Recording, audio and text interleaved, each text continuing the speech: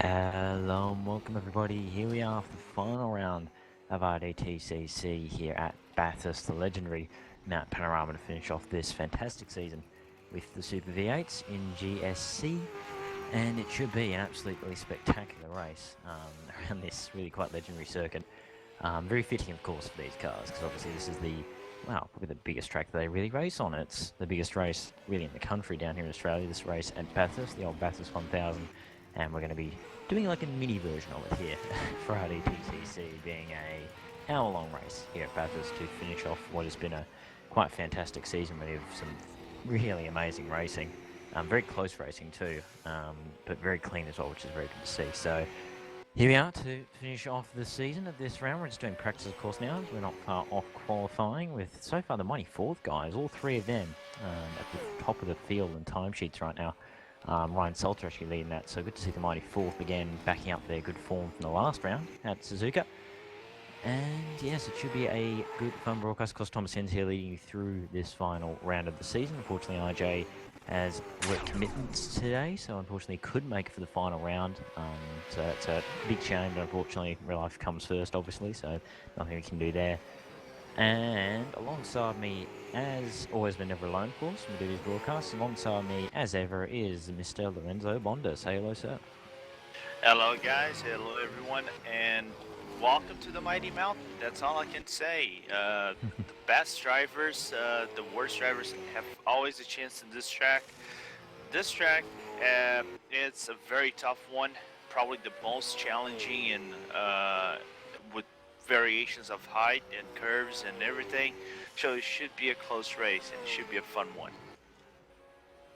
Yeah, indeed, yeah, it'll be very close. I have to agree. I think it'll be a very close race, this one.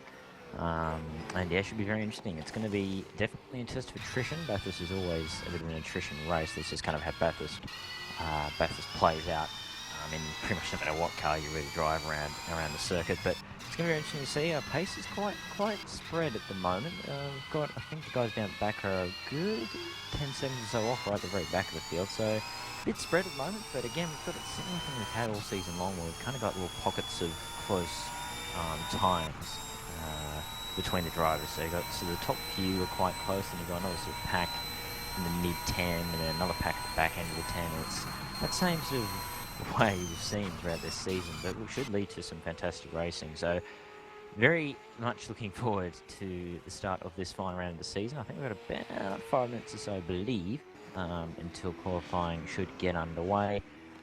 It should be a fascinating session ahead. Who are your picks to possibly do well here in qualifying for this one, Lorenzo? Here at Bathurst, do you think there's anyone who's gonna maybe stand out as a bit of a standout form here at this circuit? Right now, from practice, if we are looking on the board right now, we have Ryan Seltzer first, Mark Breland second. So, as an early pick, I would pick him, but you never know. It's qualify. He's coming in right about 5 minutes or so. So it's an unknown factor. Like, to have the perfect lap over here, you have to hit every single corner the perfect way and get out of the perfect way, because you can oversteer your car with rather ease in these corners. So for right now, I would go Ryan Seltzer first place. Yeah, and I'd probably have to back up that sentiment, I think. Ryan looking very strong right now. He looks like he's carrying over that pace again from Suzuka, where he was very, very strong. So good to see Ryan back up the run again and really showing that pace that we know he's got, and that he showed at Suzuka, which was a great race for him, of course, the last round of the season. May as well go through it now. I think possibly before the race actually might go through it again, but we'll go through it now. Here, I did have it open. There it is. The championship standings. I'll have a quick go through that now for you guys who are here at the start of the stream.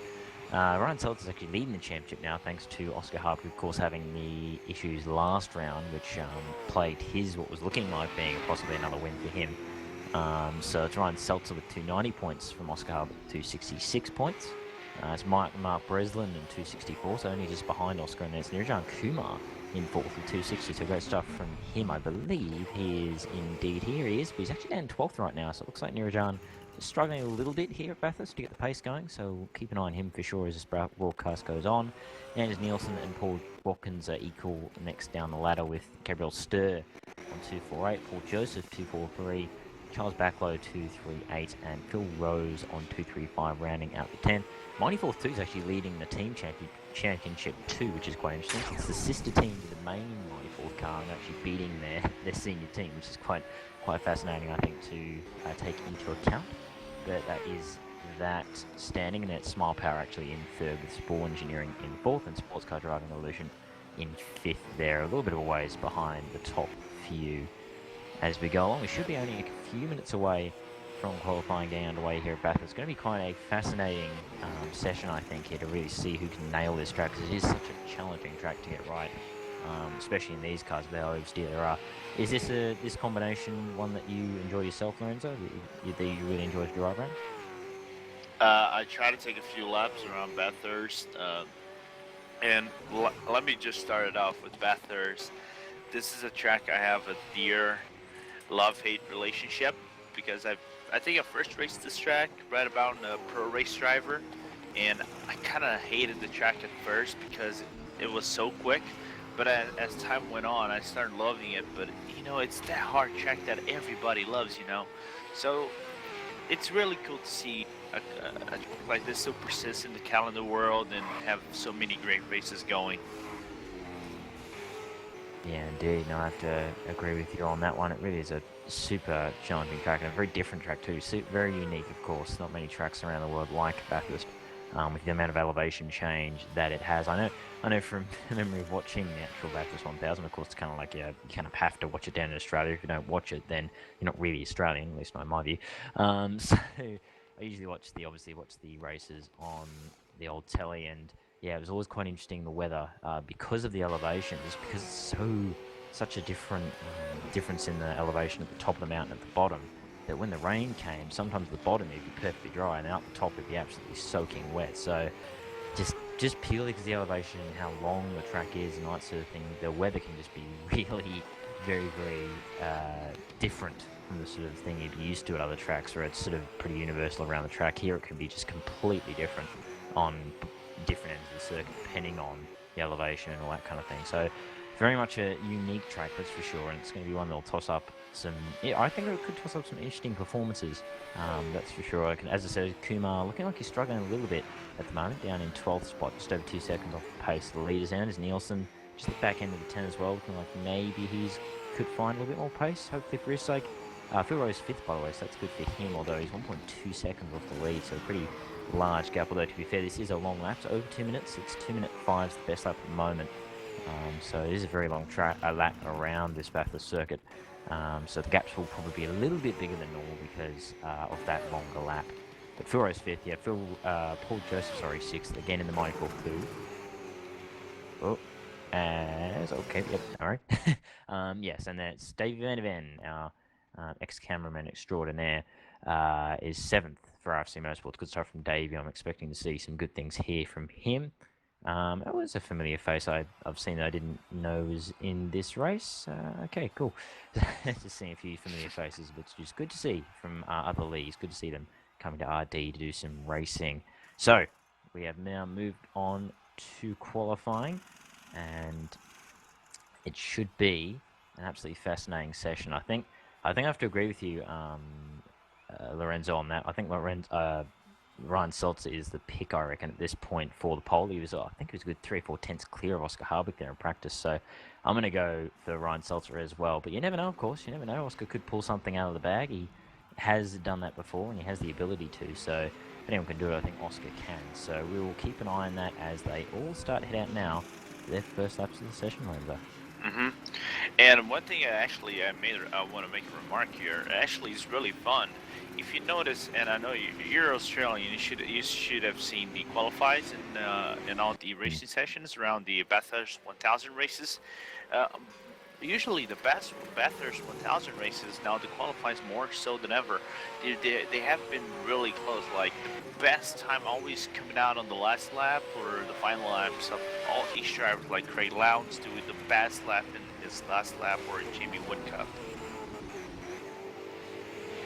Yeah, no, exactly right. That's very, very true indeed. Obviously, Lowndesy being a bit of a master of the mountain speak of Lowndesy. Let's have a little bit of a chat about him while we wait for everyone to do their outlap. It is quite a long outlap, so we've got a couple of minutes to wait for everyone to do their thing, so to speak. By the way, 25-minute session here for the final round of the championship. So a bit of a nice longer session for the drivers to get their laps done, which will be good.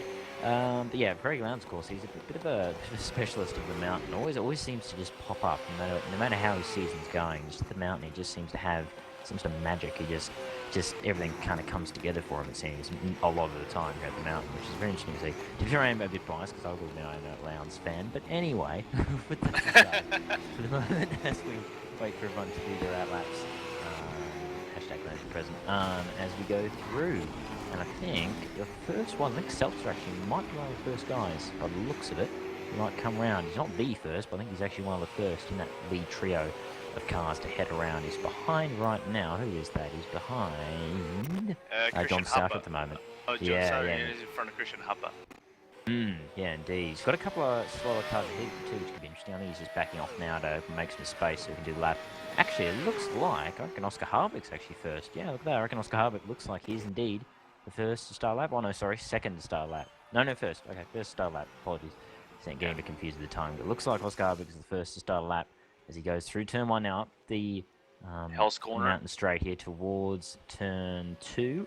Very fat. I find this corner such a thrill to go through because obviously with the camera it's really difficult to try and judge how to get it right with the throttle and all that kind of thing. And the back end, as you can see there, almost lost it. Oh boy.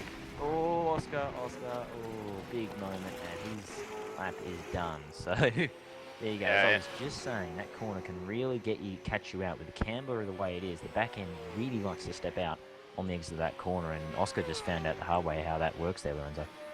Oh, yeah, definitely. And right now, Ryan Seltzer is doing his lap, going around the Griffin's Bend. Very nice and smooth. Yeah.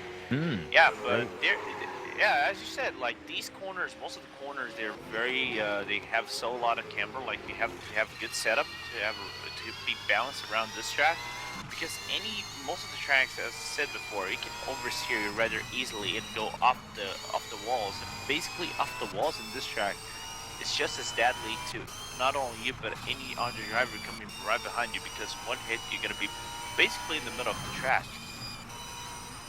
Yeah, indeed, yeah, no, it's very true, especially around the top of the mountain. Those walls are very close to you, and if you make any mistake, they will not take any prisoners. That's just the way the mountain is. It does not take prisoners. I think South has actually had a little bit of a moment there as Seltzer goes past him. Whoops, South has had more of a moment as he spins around there at the dipper, but here comes Seltzer now down towards Forest Elbow. Very challenging section of the track, that one, to get the car right. You've really got to flow the corners, and if you don't flow it properly, then you're going to lose a lot of time through that final section. Your head's now down. Of course, the legendary Conrod Straight, what this track is most famous for. Here, it's such a long straight, you really can take a bit of a breather here. Just sort of gather your thoughts after charging down the mountain as you head down towards the chase. Just an absolutely flying section of the track. You hear it reaching nearly 300 kilometers an hour as he hits the little rise there and then dips it down towards the corner here at the chase. Hits the curving nicely there, very nice. Very clean here from Seltzer, I've got to say. Really composed lap as he heads down towards the final corner. Just going past one of the slower cars there. Heads down now to the final corner. He's going to cross the line to do, let's have a look. I reckon it's got to be a 206 at least, surely. Let's have a look as he crosses the line. 205. There you go, 205.934. That provisionally puts him on pole position. Great lap there, Lorenzo, from Ryan Seltzer. Yeah, really good lap. Considering out the traffic that this traffic has, like the longer you go around the race, you're gonna eventually find traffic. Like any car, are you fighting for position, or any car that you're gonna have to overlap. But one actually cool thing about Conrad Straight is, really quickly, is the fact that the Conrad Straight, usually before it was remodified in 1987, but that section itself had the cars going around 300 kilometers per hour and actually took the lives of 6 drivers, including a former F1 World Championship in Denny Hulma. Yeah, indeed. No, it's had its fair share of fatalities here at this circuit. Obviously, before modern standards, the safety standards were lower, obviously, than they are now. So there were some deaths around here. It was a very dangerous circuit back in the day. There were trees right on the side of the circuit, so if you went off, you just went straight into trees and bushland, and it was very, very dangerous indeed. I mean, it still is got that element of danger even today. I mean, we've seen some massive crashes in recent years. I'll still remember think I always remember, obviously, probably one of the biggest ones in recent years, obviously Fabian Coulthard down to the chase when his tyre let go and he went for those spectacular rolls down to the chase, just absolutely destroyed the car. And he was able to walk away unscathed, showing the modern safety standards we have in racing. But either way, it is still Ryan Seltzer leading at the moment. He's got 4 tenths over Anders Nielsen in second spot. That's interesting to see. So Anders Nielsen showing some good pace here early on in the session. Paul Watkins third in the Mighty Fourth, with Mark Breslin in fourth in the second Mighty Fourth car, a main game Mighty Fourth car, with Christian Hubber in fifth there for the Roaring Pipes Maniacs. Great stuff from him to be fifth. David Van der Ven, obviously cameraman extraordinaire, in sixth, with Phil Rose in seventh for the Demons Twix Racing car. Paul Joseph in the second of the second Mighty 14 car in eighth. Gabriel Stir in ninth, and Jim Knowles actually rounds at 10 in the Drive the Train car. Good stuff to see him on the 10.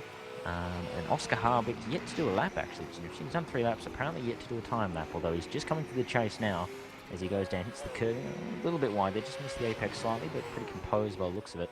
We'll see if he's got a time lap done here. I reckon this should hopefully give him his first time lap. We'll see where he ends up. We should surely be expecting him in the second, third areas. Mark Breslin goes up the second, by the way, in the main. Ooh, big oversteer moment from Oscar there, and he goes to the top. Wow, 205.332, 6 tenths clear of Ryan Seltzer there. So Oscar Harbeck just pulling out of the bag here at the start of this qualifying session.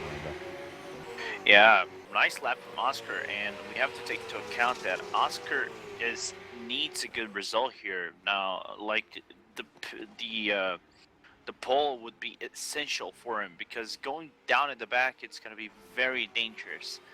Like in this first few laps, it's going to be dangerous for him to make a pass or anything else, because if you don't get a good spot over here down at the front, you have a high risk of having an accident, maybe a DNF. Yeah, indeed. No, exactly right. He needs to, as you say, he needs to be up there at the moment after that DNF at the last round. Obviously, there was technical issues, so no real fault of his own, just unlucky luck of the draw there. He's boy's got some major traffic issues right now, so it looks like this lap's, yeah, he's just canned that lap. Yeah, it was fair enough. He had some pretty major traffic issues there. But yeah, no, as you say, he needs that result to be able to keep in the championship hunt, so he's going to have to hope for Ryan Seltzer to have some issues here, because Ryan Seltzer does have that little buffer in the championship lead, so really Seltzer just needs to be, second or third, and he's just basically keep consistent and just stay clean. And he should, be in a good stead to take that championship. And again, it's a good thing for him as well, because he's got his teammates quite nicely right beside him, really. I mean, Grant Breslin is obviously senior teammate, so he's in the main game 94th team. He's in third at the moment, so he's got a teammate right there with him, and then Paul Watkins is fifth, and Paul Joseph is only just down behind in ninth. So he's got his teammates around to provide support if need, which is very, very good for him. So Mighty Fourth in a good, very strong position right now. And we're interested to see how that all pans out for the race. But either way, the position's pretty static at the moment as we go along. Still Anders Nielsen, though, in fourth. As I said, I feel like that should be a little bit of a shout-out for Anders. It's good to see him showing some really nice pace here early on in this qualifying session. We'll see if that holds. Obviously, as the session goes on, everyone will be getting used to the track. Probably finding a little bit more pace as well as we go along. But we'll see how that all goes. Anders, I think, just going through the chase now, as I think someone just moved up. Who was that? I didn't actually spot who that was. Oh, it was Paul Joseph going up to 7th in the second Mighty Fourth team car. Some good stuff from him. Nielsen, just went a bit wide through the final corner there. It's going to cost him some time. He crosses the line and goes better. Wow, 2 tenths off the lead. 205.587. Great stuff from Anders Nielsen. Really nice. Yeah, for the Smile Power Racing 5th Dimension. So, I mean, Anders, we know Anders has gotten top 10s before here in this season and been pretty pacey, but second spot, that really is a massively impressive time there, Lorenzo.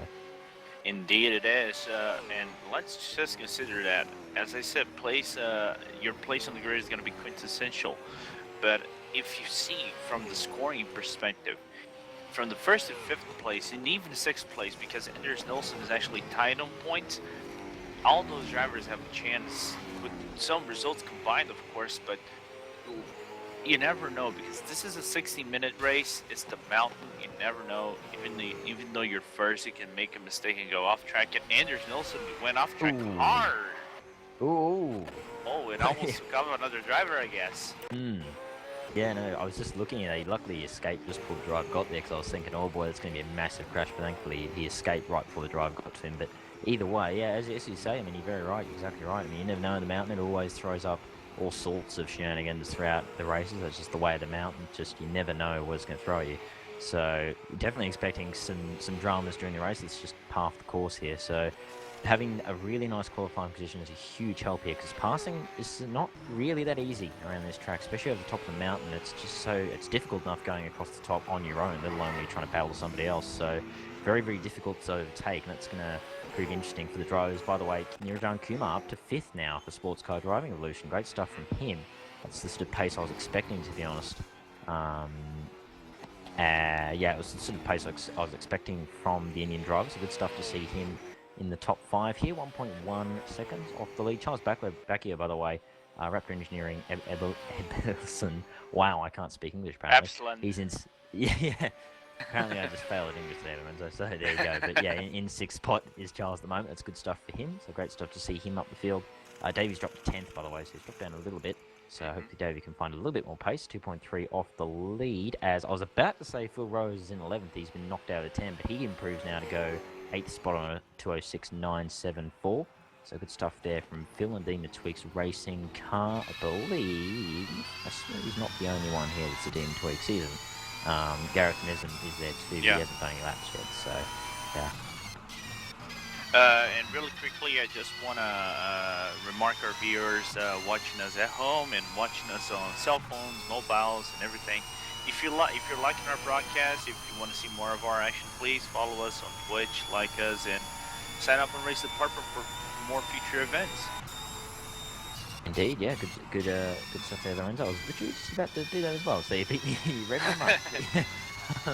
Yes, no, as Lorenzo said, if you are enjoying the broadcast, enjoying all the content that we put out here at Race Department, do give the channel on Twitch a follow, and look at, and also obviously on YouTube, check out YouTube as well. Got the YouTube channel Race Department. All the broadcasts are uploaded there post race. Give that a look as well if you're interested in seeing these broadcasts after they happen.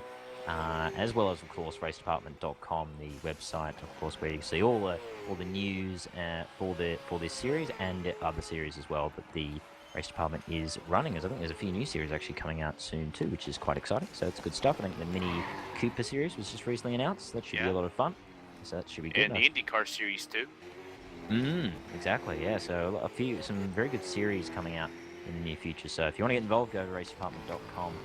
Sign up, and all the stuff's there, all the details there on how to get yourself involved in racing here at RaceDepartment.com. Either way, it is still Oscar Harvick at the moment leading with that 205.332 on pole. Thomas, really quickly, I just want to interrupt. I think Brian Seltzer might be in pace for a pace lap.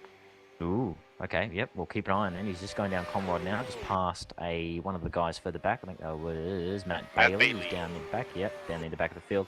So he's going through the chase now as he heads down towards the right-hander. Wow, braking really late there into the right-hander. Just seemed to really jump on the brakes at the last moment. I thought he was going to go too deep there, but he managed to pull it up. So great stuff there. You're not wrong. He's looking very fast here on this lap. He's in 3rd, obviously, at the moment, 6/10 off the lead, but I wouldn't be surprised if he improves. He goes a little bit wide through the final corner, but not too bad. And he does. He goes pole. There you go. Wow, great time. 205.142 from Ryan Seltzer, and that puts him in the lead. 0.19 of a second clear of Oscar Harvick. He's just going down Comrade now, so I'm not sure if he's on a time lap or on an out lap, but Oscar will be trying to improve on that time. But yeah, there you go. So Ryan Seltzer just showing that pace that we saw him having in practice there to beat Oscar, but I'm sure Oscar will not take that line down, because if anyone can take the challenge to Ryan on that lap, I'm sure Oscar can. So we'll keep an eye on him now. He's just coming into the final section of the track now as he heads down to the final corner. I'm not sure if he's on an out lap right now or on a time lap. We'll find out. Yeah, he's gone wide as well there in the final corner. Just pushed a bit hard, but he improves anyway, but not enough to go to pole. So 205.298 improves by, I don't even think it's a 10th of a second there. So just a little small improvement, not enough to challenge for the lead. But interesting to know, because all I think here is that the gap between the first two is under 2/10, and you've got pretty much just under half a second to Anders Nielsen. And then it's nearly a second off the lead is Mark Breslin. So as I was saying before, Lorenzo, the gaps seem to be quite a bit more exaggerated here at Bathurst, but that could just be, I guess, the nature of the track in a way. Yeah, it is indeed the nature of the track. Like the gap from 1 second actually closes down on Mark Breland. Then over that is over a second. But then from over a second, from 5th to almost 10th place, it's rather close. Like the gap would be 0.5 seconds.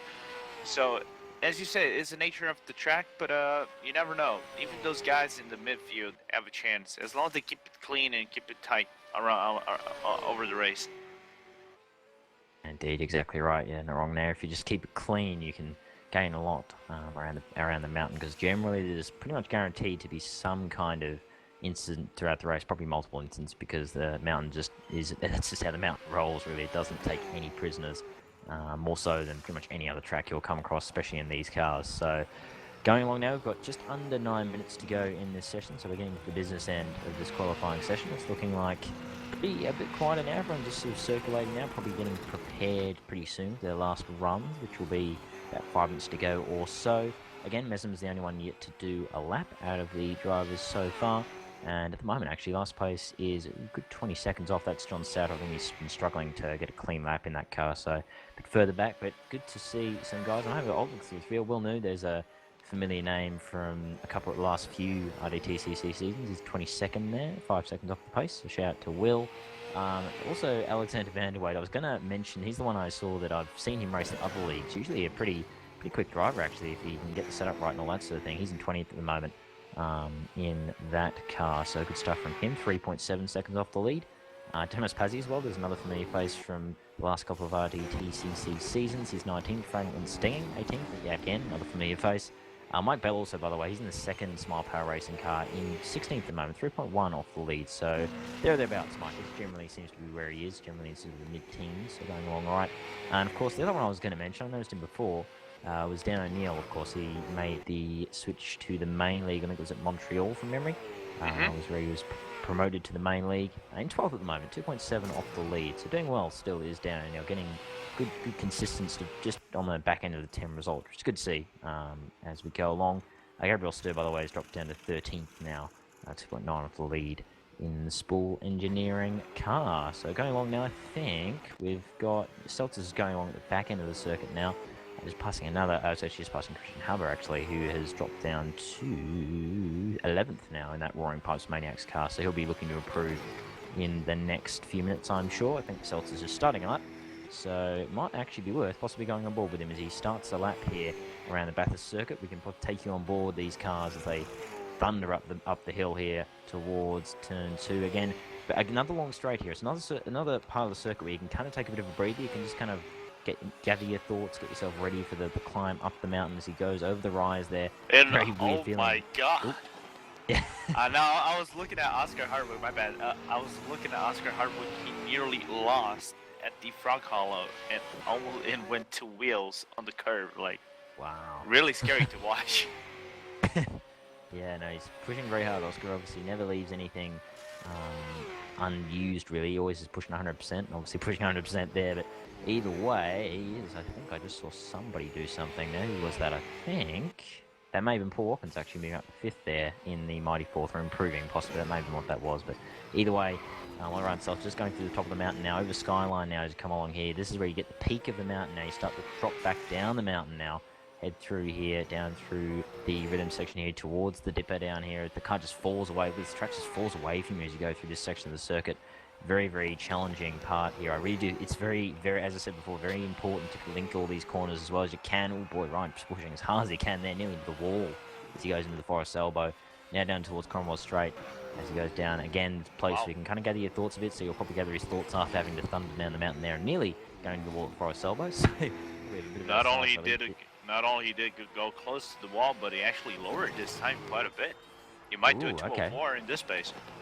There you go. So obviously that tactic working quite well. He goes down now into the chase, hitting the right-hander. How's he going to hit the curve? No, missed the curve. Possibly a little bit deeper, a little bit of a kick the rear end as well. So probably lost a couple of tenths there as he went a little bit too deep into the right-hander. Coming towards the final corner now.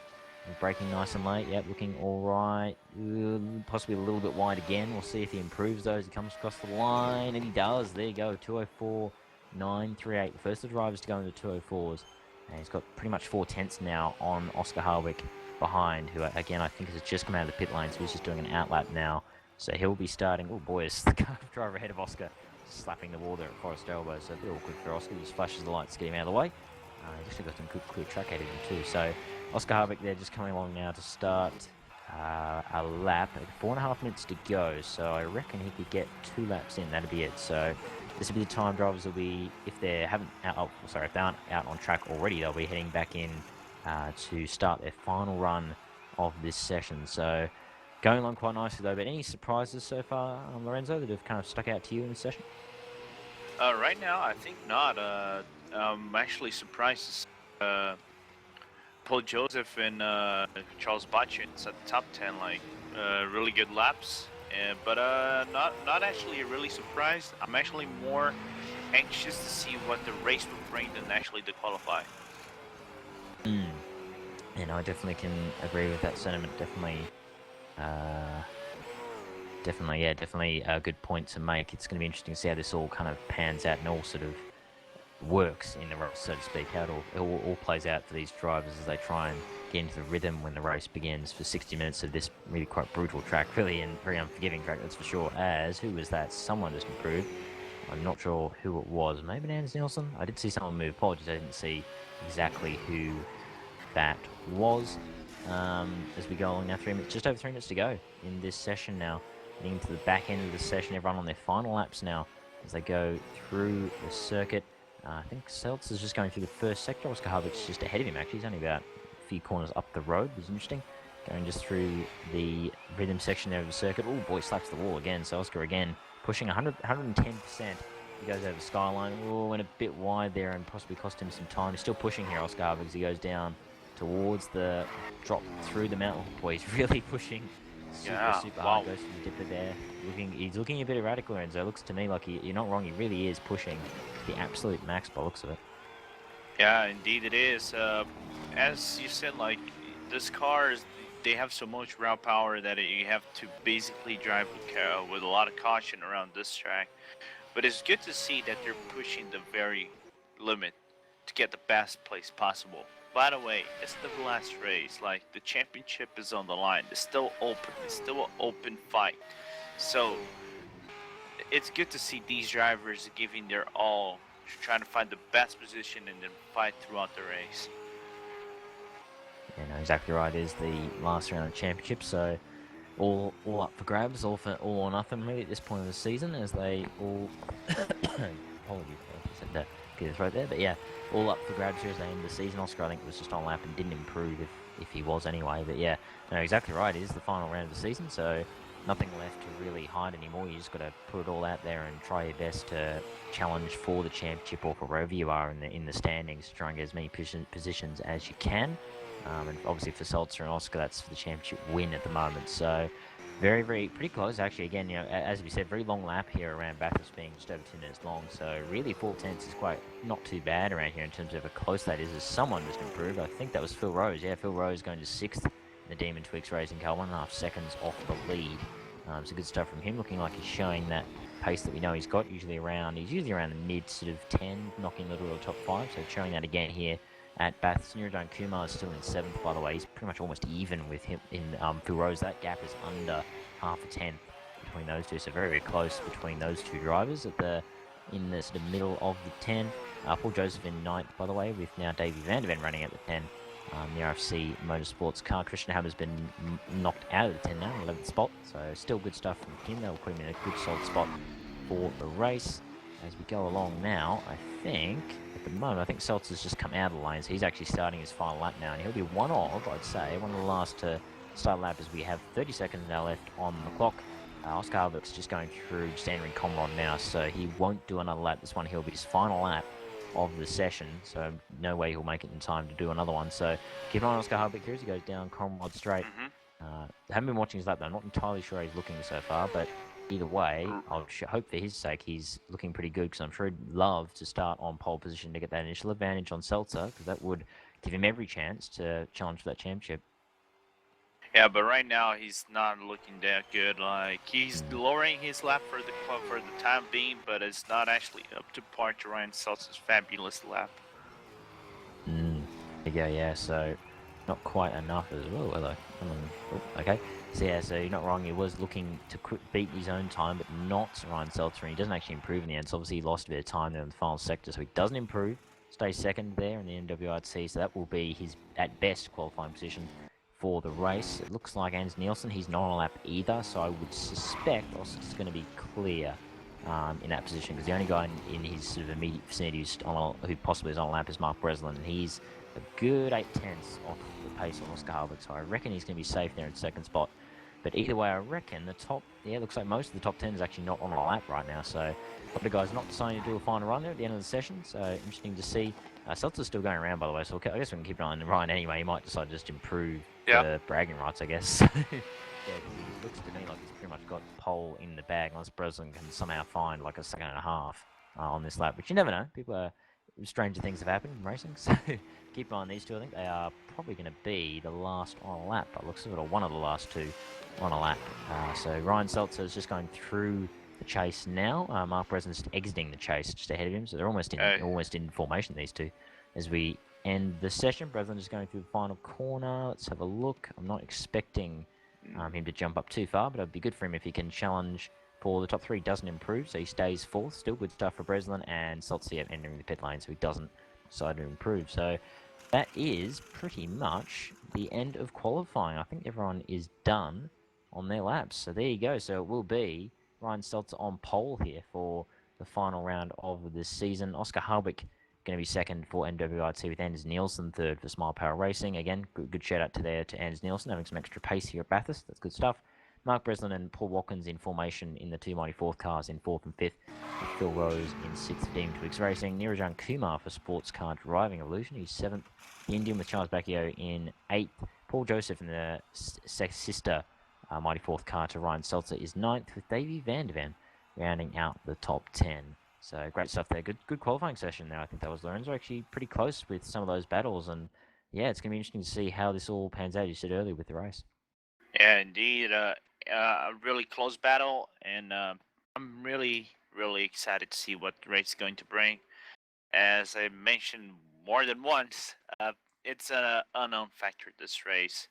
We're going to warm up right now, but this race will give you a lot of action. I can show you. I can hope. Indeed, yeah, no, I agree. It should be. I think it'll be a fascinating race. If there isn't, even if there aren't maybe as many close battles as there have been at previous rounds, depending on how the pace is, I do think there'll be a lot of action being Bathurst, a lot of possibly drama, in instance, because that's generally just how it kind of works around Bathurst. So, just for the race, and as we're just sort of letting the drivers do their warm up, we will go to a little ad break here. So we'll see you on the other side of this for the race itself.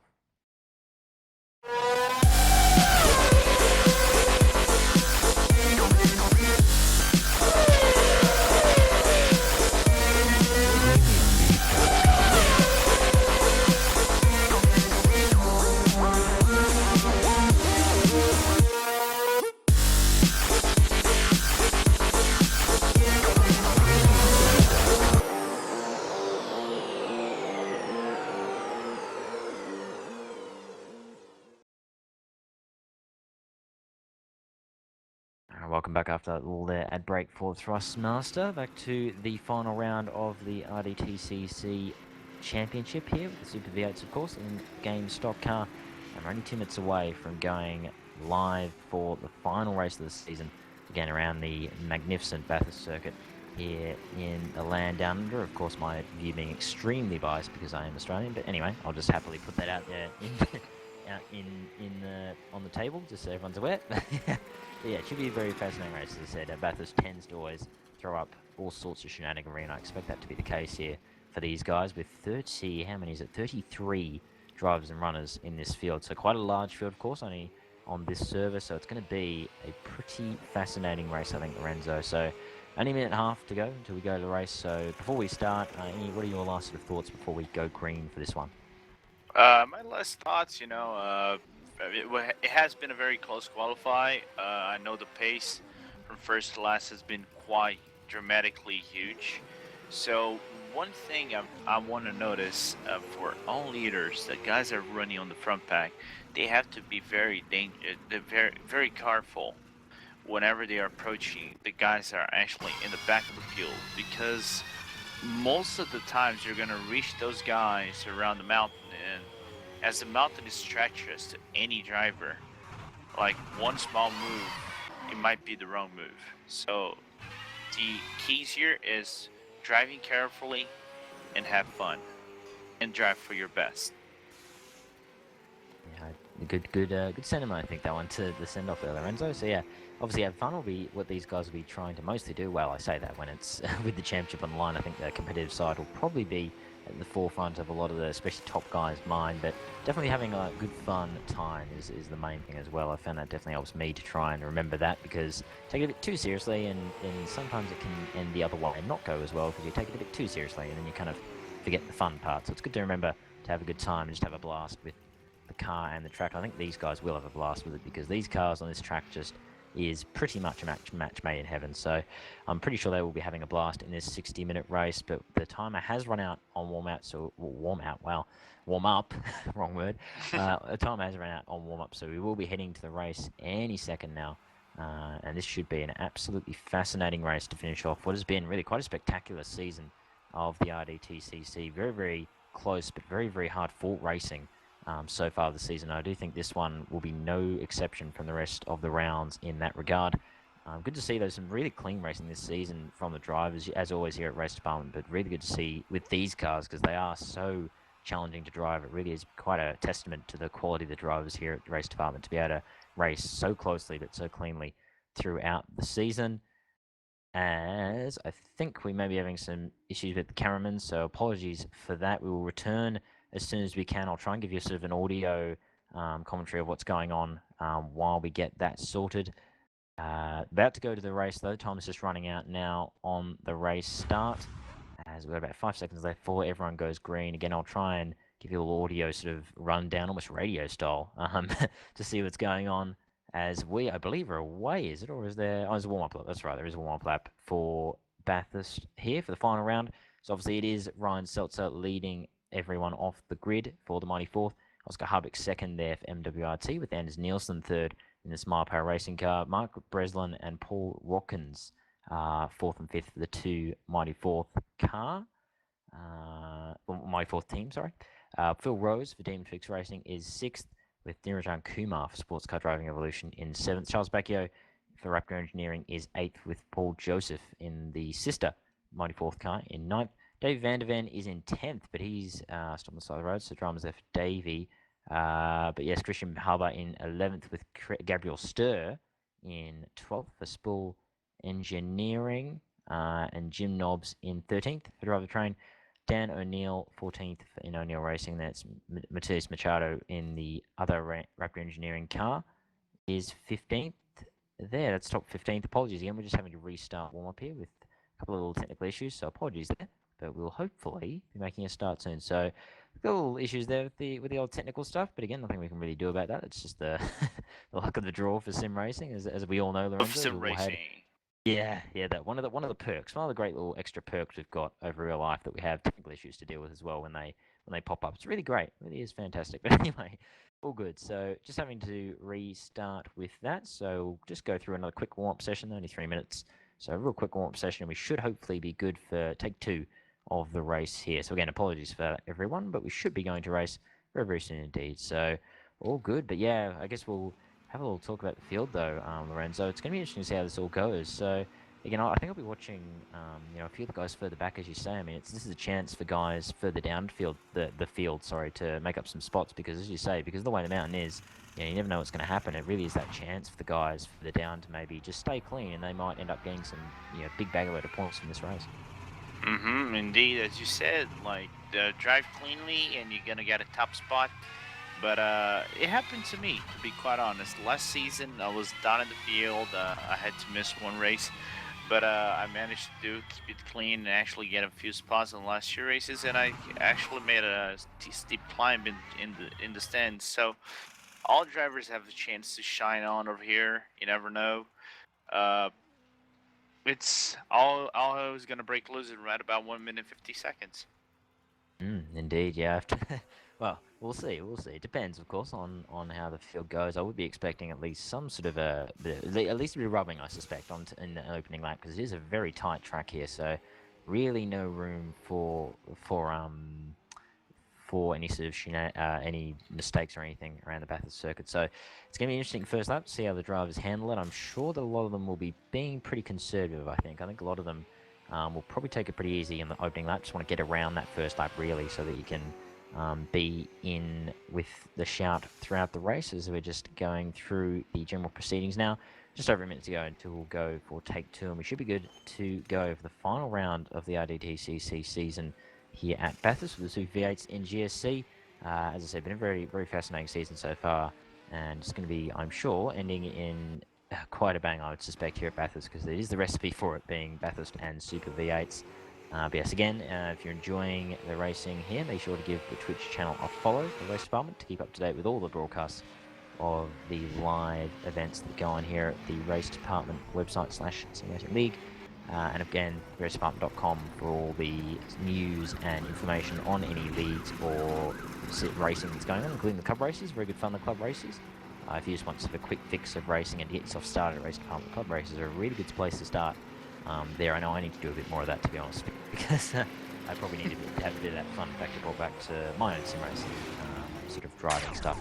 So yes, keep an eye on that, and of course, as I said before, the YouTube channel as well is a great one to check out for broadcasts to be where they are uploaded post BC. So if you want to check them out again after you've watched them live, they're all there on YouTube for you to see. And you can go back and even watch the last season of RDTCC. Actually, that was using obviously the Brazilian touring cars in that season. That was a very interesting season. That one was. So that is there on YouTube as well. So if you want to go back and watch those broadcasts, they're there as well. If you want a bit of a flashback to us from the past, so to speak, with that season. So time has run out with the wallet. We should be going to race any moment now, and hopefully we should be good this time for the race. Yeah, a few hashtags going on as well, which is good. Hashtag Mountain Shenanigans. I think that is very, very fitting for Bathurst. So yeah, so I guess any more closing comments from you, Lorenzo, before we move on to the race? My closing comments is going to be a very spectacular season indeed. Clean racing from start to finish. I hope to see this repeating also over here too. I wish the best luck to all drivers, and let's have a good race with a lot of action and clean racing.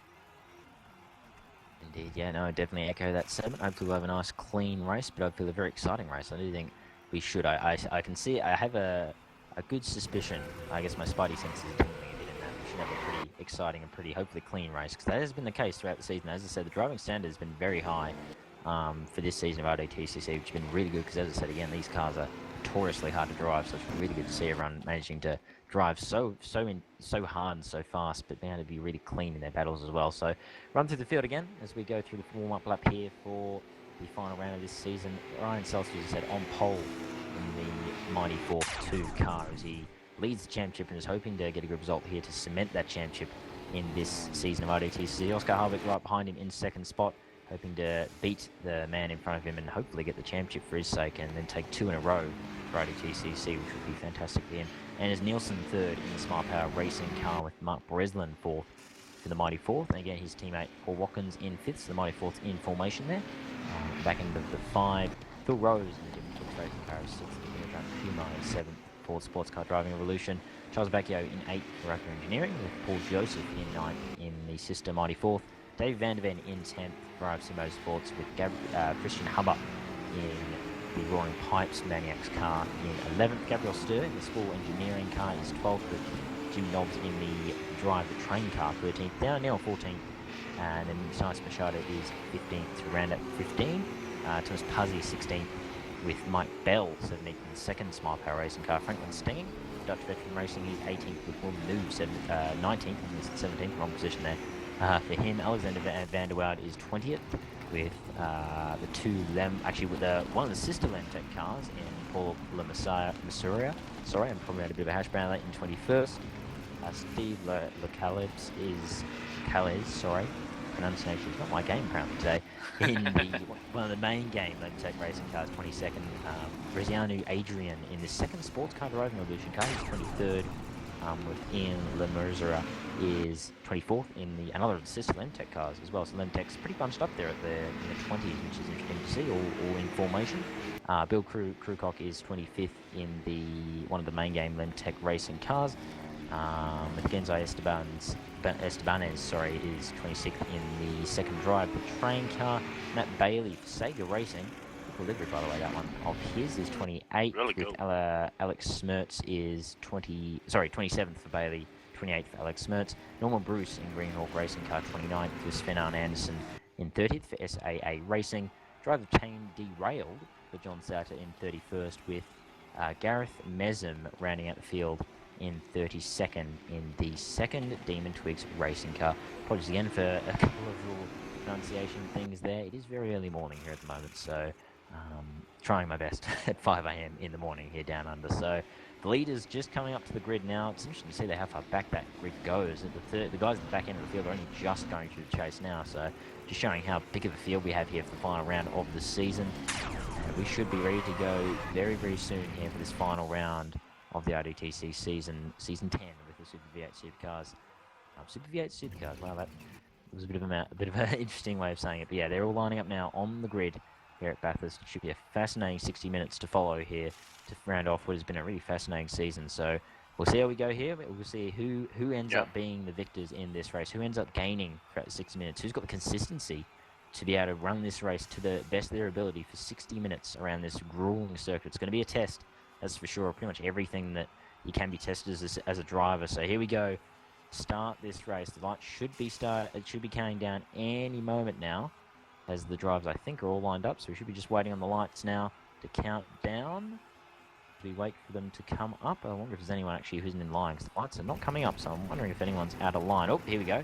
So it should be now ready to go. The lights should be building for this race, I'm fairly sure. Can't actually see if they're building at the moment. Yeah, they're off for, can see lights, apologies, but we're off for the final round of the season. And I'll tell you what, Seltzer and Oscar Hardwick got a very even start as going to turn on. Seltzer's got a look at that. Oscar Hardwick goes the old dummy, goes outside, then inside on Ryan Seltzer, and he's got it done. Great move from Oscar Hardwick. Does the old fake to the outside, then to the inside, and he's in the lead as they head up the mountain straight here, down towards the turn 2 on the circle. Ryan Seltzer, though, right behind Oscar Hardwick. Oscar having to defend heavily as they head into the corner now. Hardwick defending. Very careful. Boy.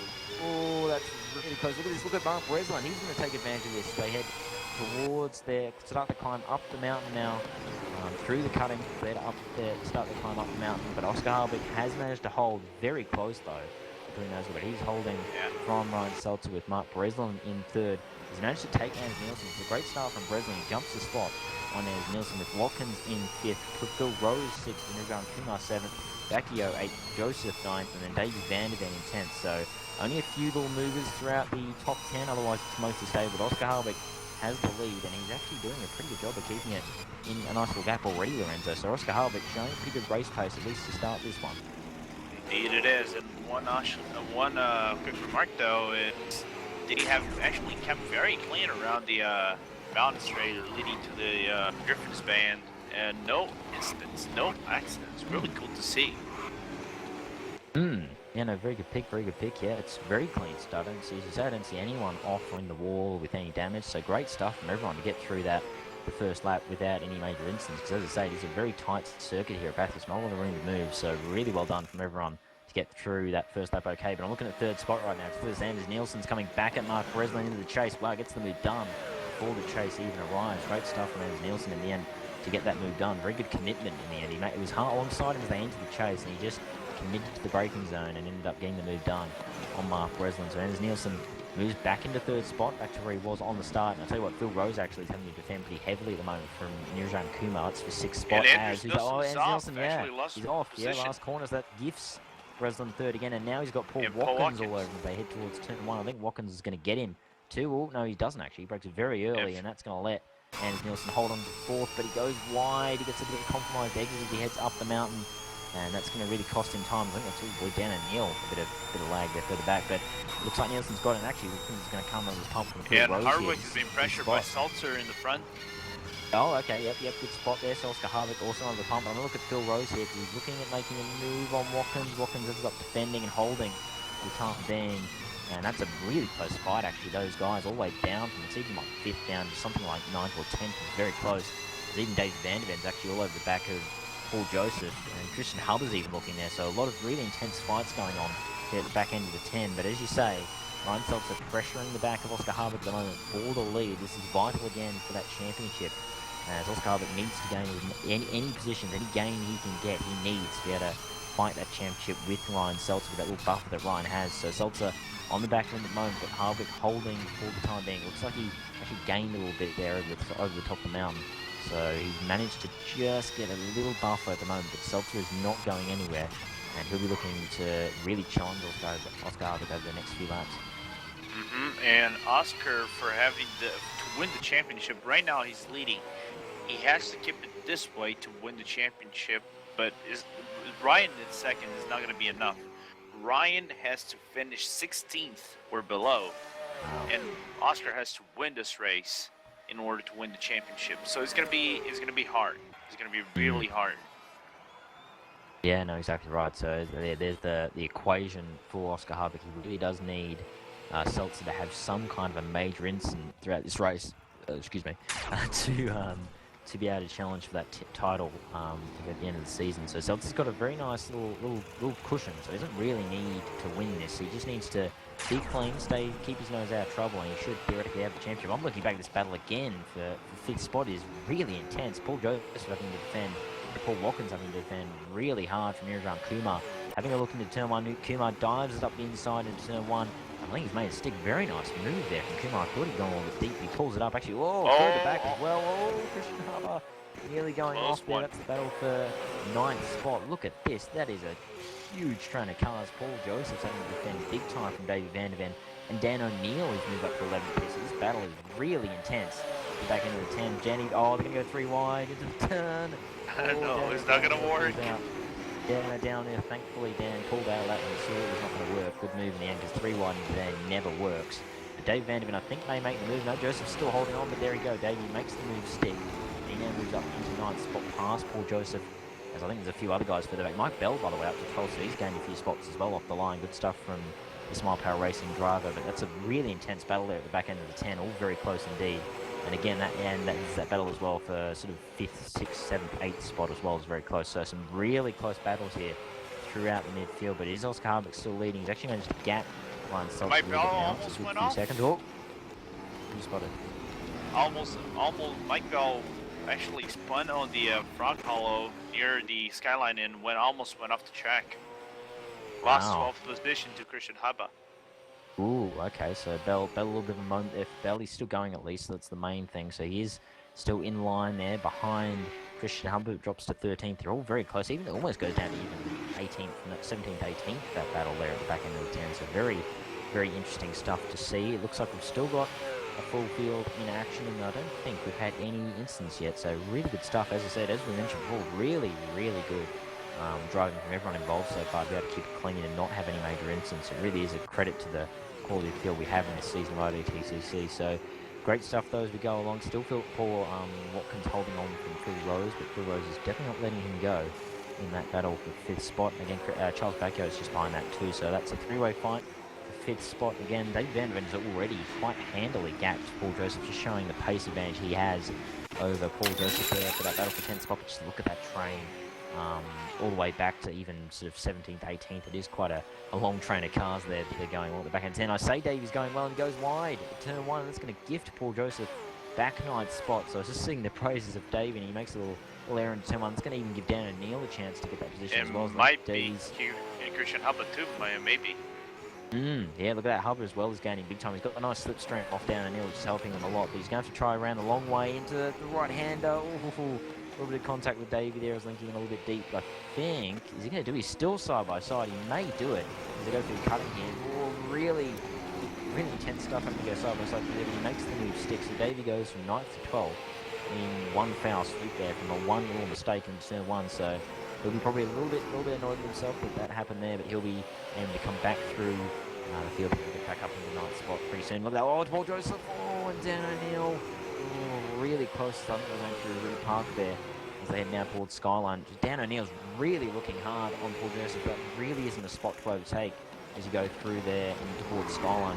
It's hard enough on your own as Dan O'Neill sideways as well. This is really intense, this fight for 9th spot as we go along. Oh, I think Paul Joseph's getting a little bit of whack with the wall there. Look at this just angry train of cars with back in the 10.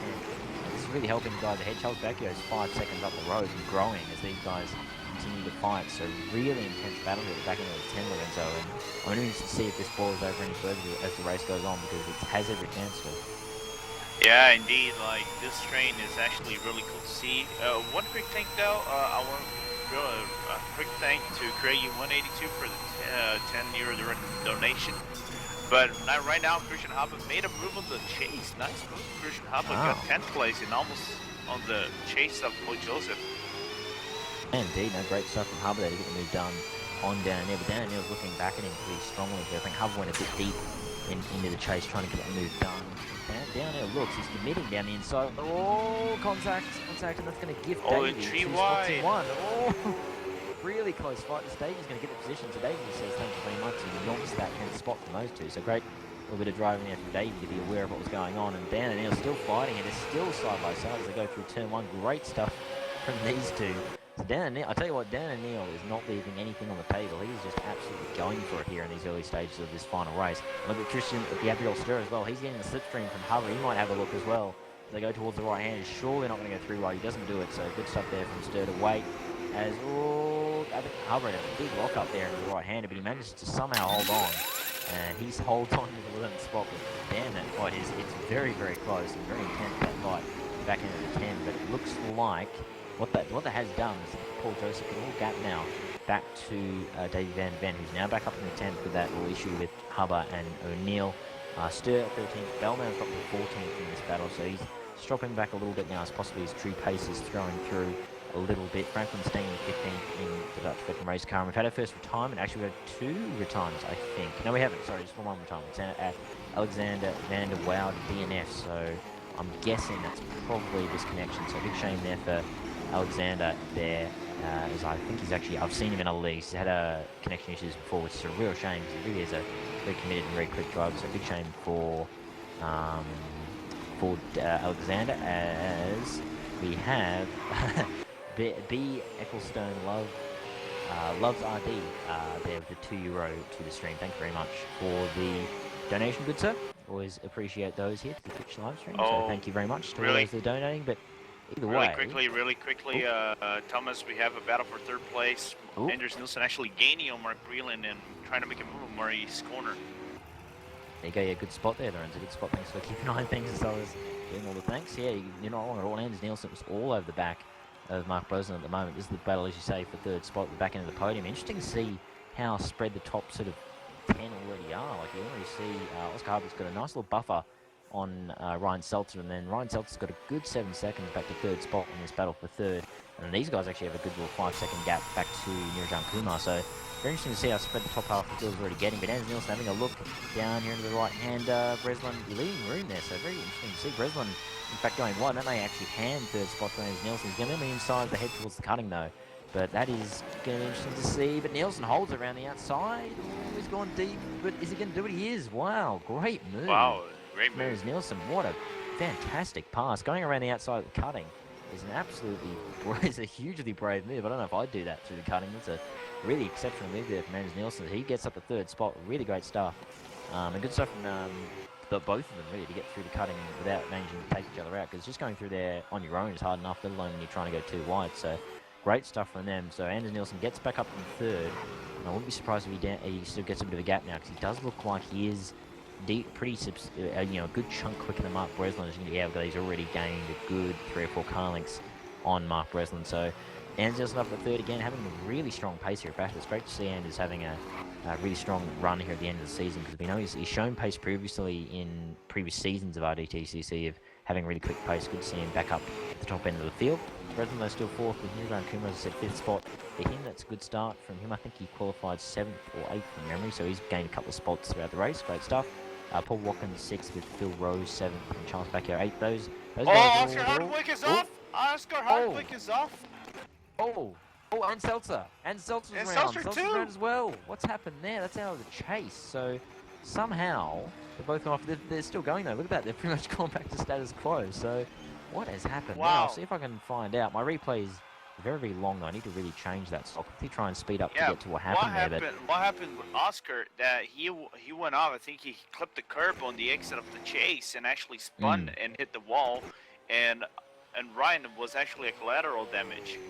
Oh, yeah, I've just caught up to the replay now. Yeah, so yeah, Oscar just spins out of the chase, and then Seltzer, as you say, just kind of maybe even just saw that happening and got a little bit distracted, and he spun as well. So just synchronized spinning from the two guys at the front of the field. But again, they managed to hold on to first and second. That's how much of a pace advantage they seem to have here at this track, is they managed to spin and they hold on to the lead, even though they both did a little bit of a pirouette with each other. But either way, Anders Yep. Nielsen, by the way, I just noticed had a bit of a moment through the right-hander, but he's managed to keep going, and he's gone wide again through the cutting. So I think Nielsen right now is pushing really hard in these early stages of the race, possibly a little bit too hard. Might want to just calm down a little bit and get that consistency going before you start pushing too crazily. But let's have a look back at that battle. That battle for 9th and 10th, by the way, and Coast kind of calmed down a little bit. Mike Bell is up into 13th, so I think he's got by. Gabriel Sturr actually has dropped back to 15th now, and Gabriel's actually looking at Matthias Machado right now for 14th. It's probably one of your closest battles in the top half of the field, at least, that's for sure. So everyone a little bit spread out already at the top half of the field. They've all sort of found their rhythm now and found their gaps, but either way, it's been a really quite interesting start, as we've had some really intense battles already, Lorenzo. Indeed, we had.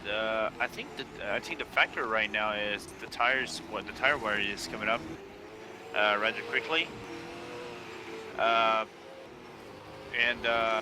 drivers are starting to feel that wear around the track. And Matheus Machado is coming up on Mike Bell for 13th place after Bell made a messy move around the dipper. Yeah, indeed. No, you're not wrong. Yeah, so Bell got past Matthias, but Matthias coming back at him. And look at that, even Sturr and Franklin Stangier are all right behind him. So we've got a four-way fight here for 13th as we go down Conrad Straight. Matthias Machado is going to be in slipstream, but shows Gabriel Sturr. In fact, Gabriel Sturr looks closer to Matthias than he does to Bell. Here he comes, Bell with that slipstream. But Sturr looking at it too. Is he going to go for it too? I reckon he might. Oh, the side-by-side portrays a little bit of contact between the two, bit of door-to-door contact between Bell and Machado, but they managed to get through okay, and I think he's done. There you go, great move from Machado there. Look at that move done, even a little bit of door-to-door contact into the chase. So great move to get that done on Mike Bell, and now Bell just powers up to the back of Matthias into the right hand. But he's not close enough to make the move stick, but Matthias, I know he had a good line there. Bell does a little bit of a wiggle on through the corner again. As we mentioned before, that camber, it's really easy to have into turn one. He might wait till up the mountain to try and have a go into the right-hander. Oh God, Gabriel getting a bit of pressure from Franklin Stangier there behind. So we've an intense battle here for 13th. Thanos Puzzy not far behind that either. He's in 17th. He's just a little bit further back. So if these guys get into a really intense fight, he may well challenge as well. So look at that slipstream from Mike Bell. Just powers up to the back of Matthias into the right hand. But he's not close enough to make the move stick. But Matthias, I know he had a good line there. Bell does a little bit of a wiggle on through the corner again. As we mentioned before, that camber, it's really easy to have the cargo loose on you there just because of the way the camber is through that corner. Very awkward corner to get right, but either way, it is still Oscar Harbutt leading, by the way, at the front of the field. Now nearly 5 seconds clear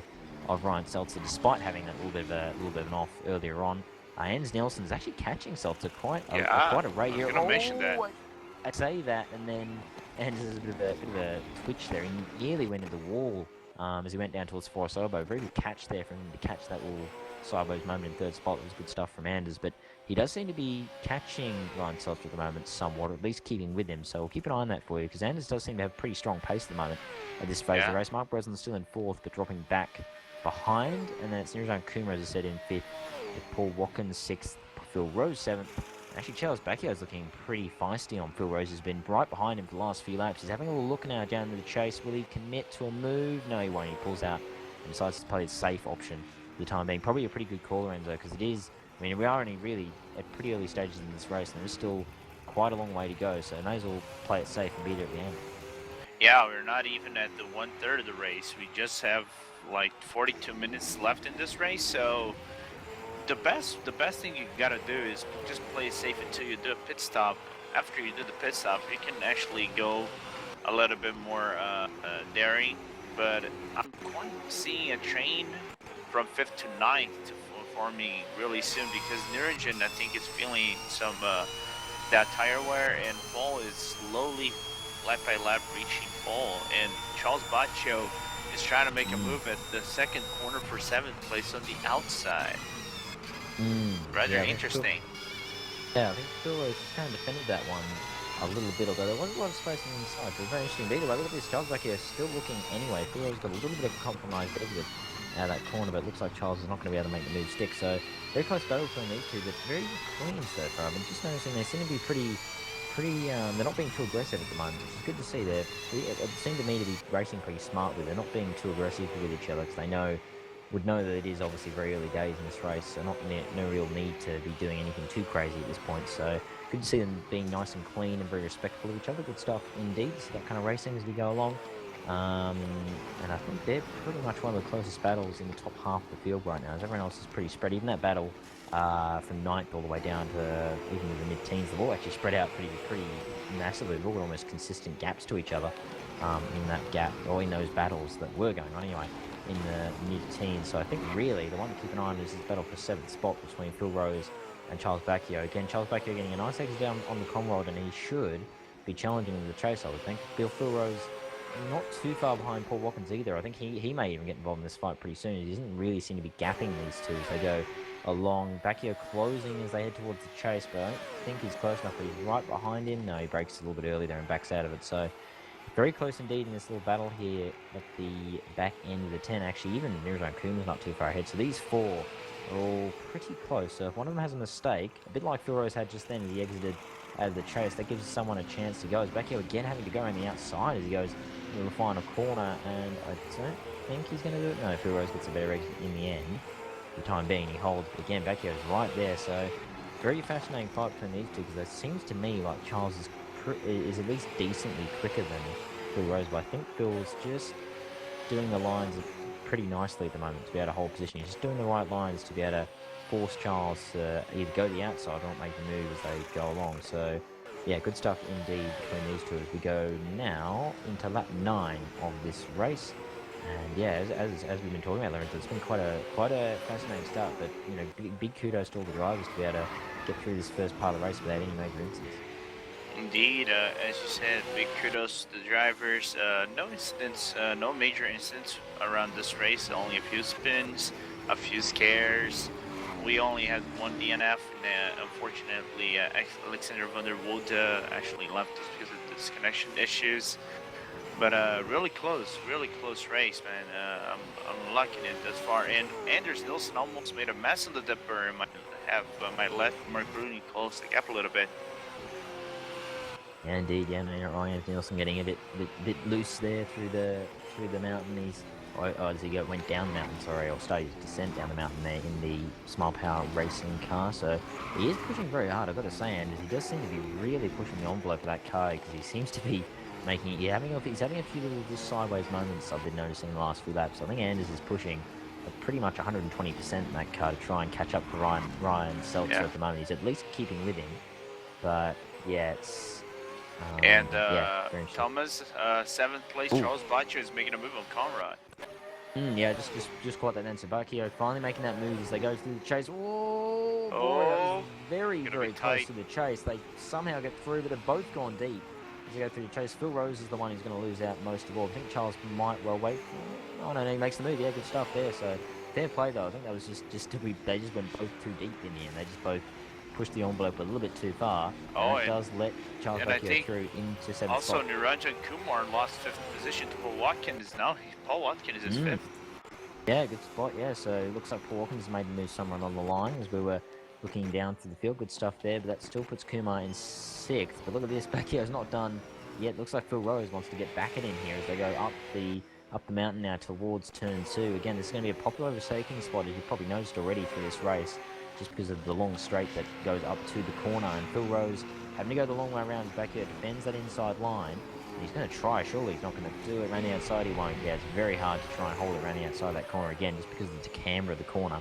The wider you are, the slower you tend to be through that corner. So very interesting battle between these two. So Phil Rose is keeping with him, so it does seem like they're very close in pace. It just seems to be whether one's being more consistent than the other. Notice as well, Paul Joseph has been creeping up in this battle as well, so Paul Joseph might get involved and may well have a three-way fight soon enough. And again, David Van der Ven and even Christian Harbour are not too far behind these guys, so you could have a bit of an interesting battle developing at the back end of the 10. We'll keep an eye out for you, because that is, by the looks of it, one of the closest battles we have going on the track at the moment.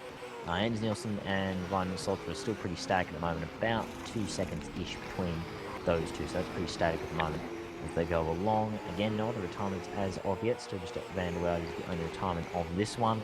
Just the one car a lap down that's gone south of there, and the driver train derailed car.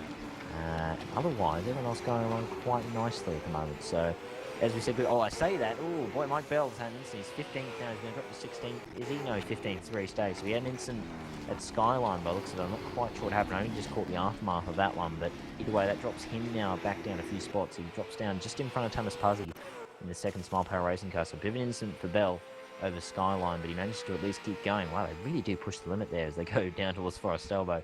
Interesting to note that line too, Lorenzo, because you look at the real life, and that's a very different line to the line they use in real life, because in the real life, they hug the wall on the right-hand side rather than going all the way out to the left. It's interesting to see kind of a different line used here compared to real life.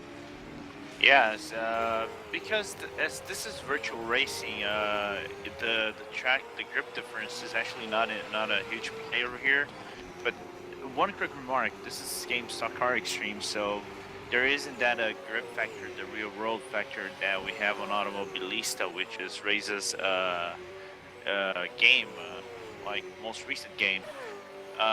So you can actually make a little bit of a more daring move on the outside, on the inside. So it's good to see the creativity of the drivers being put to play over here. Yeah, no, good point.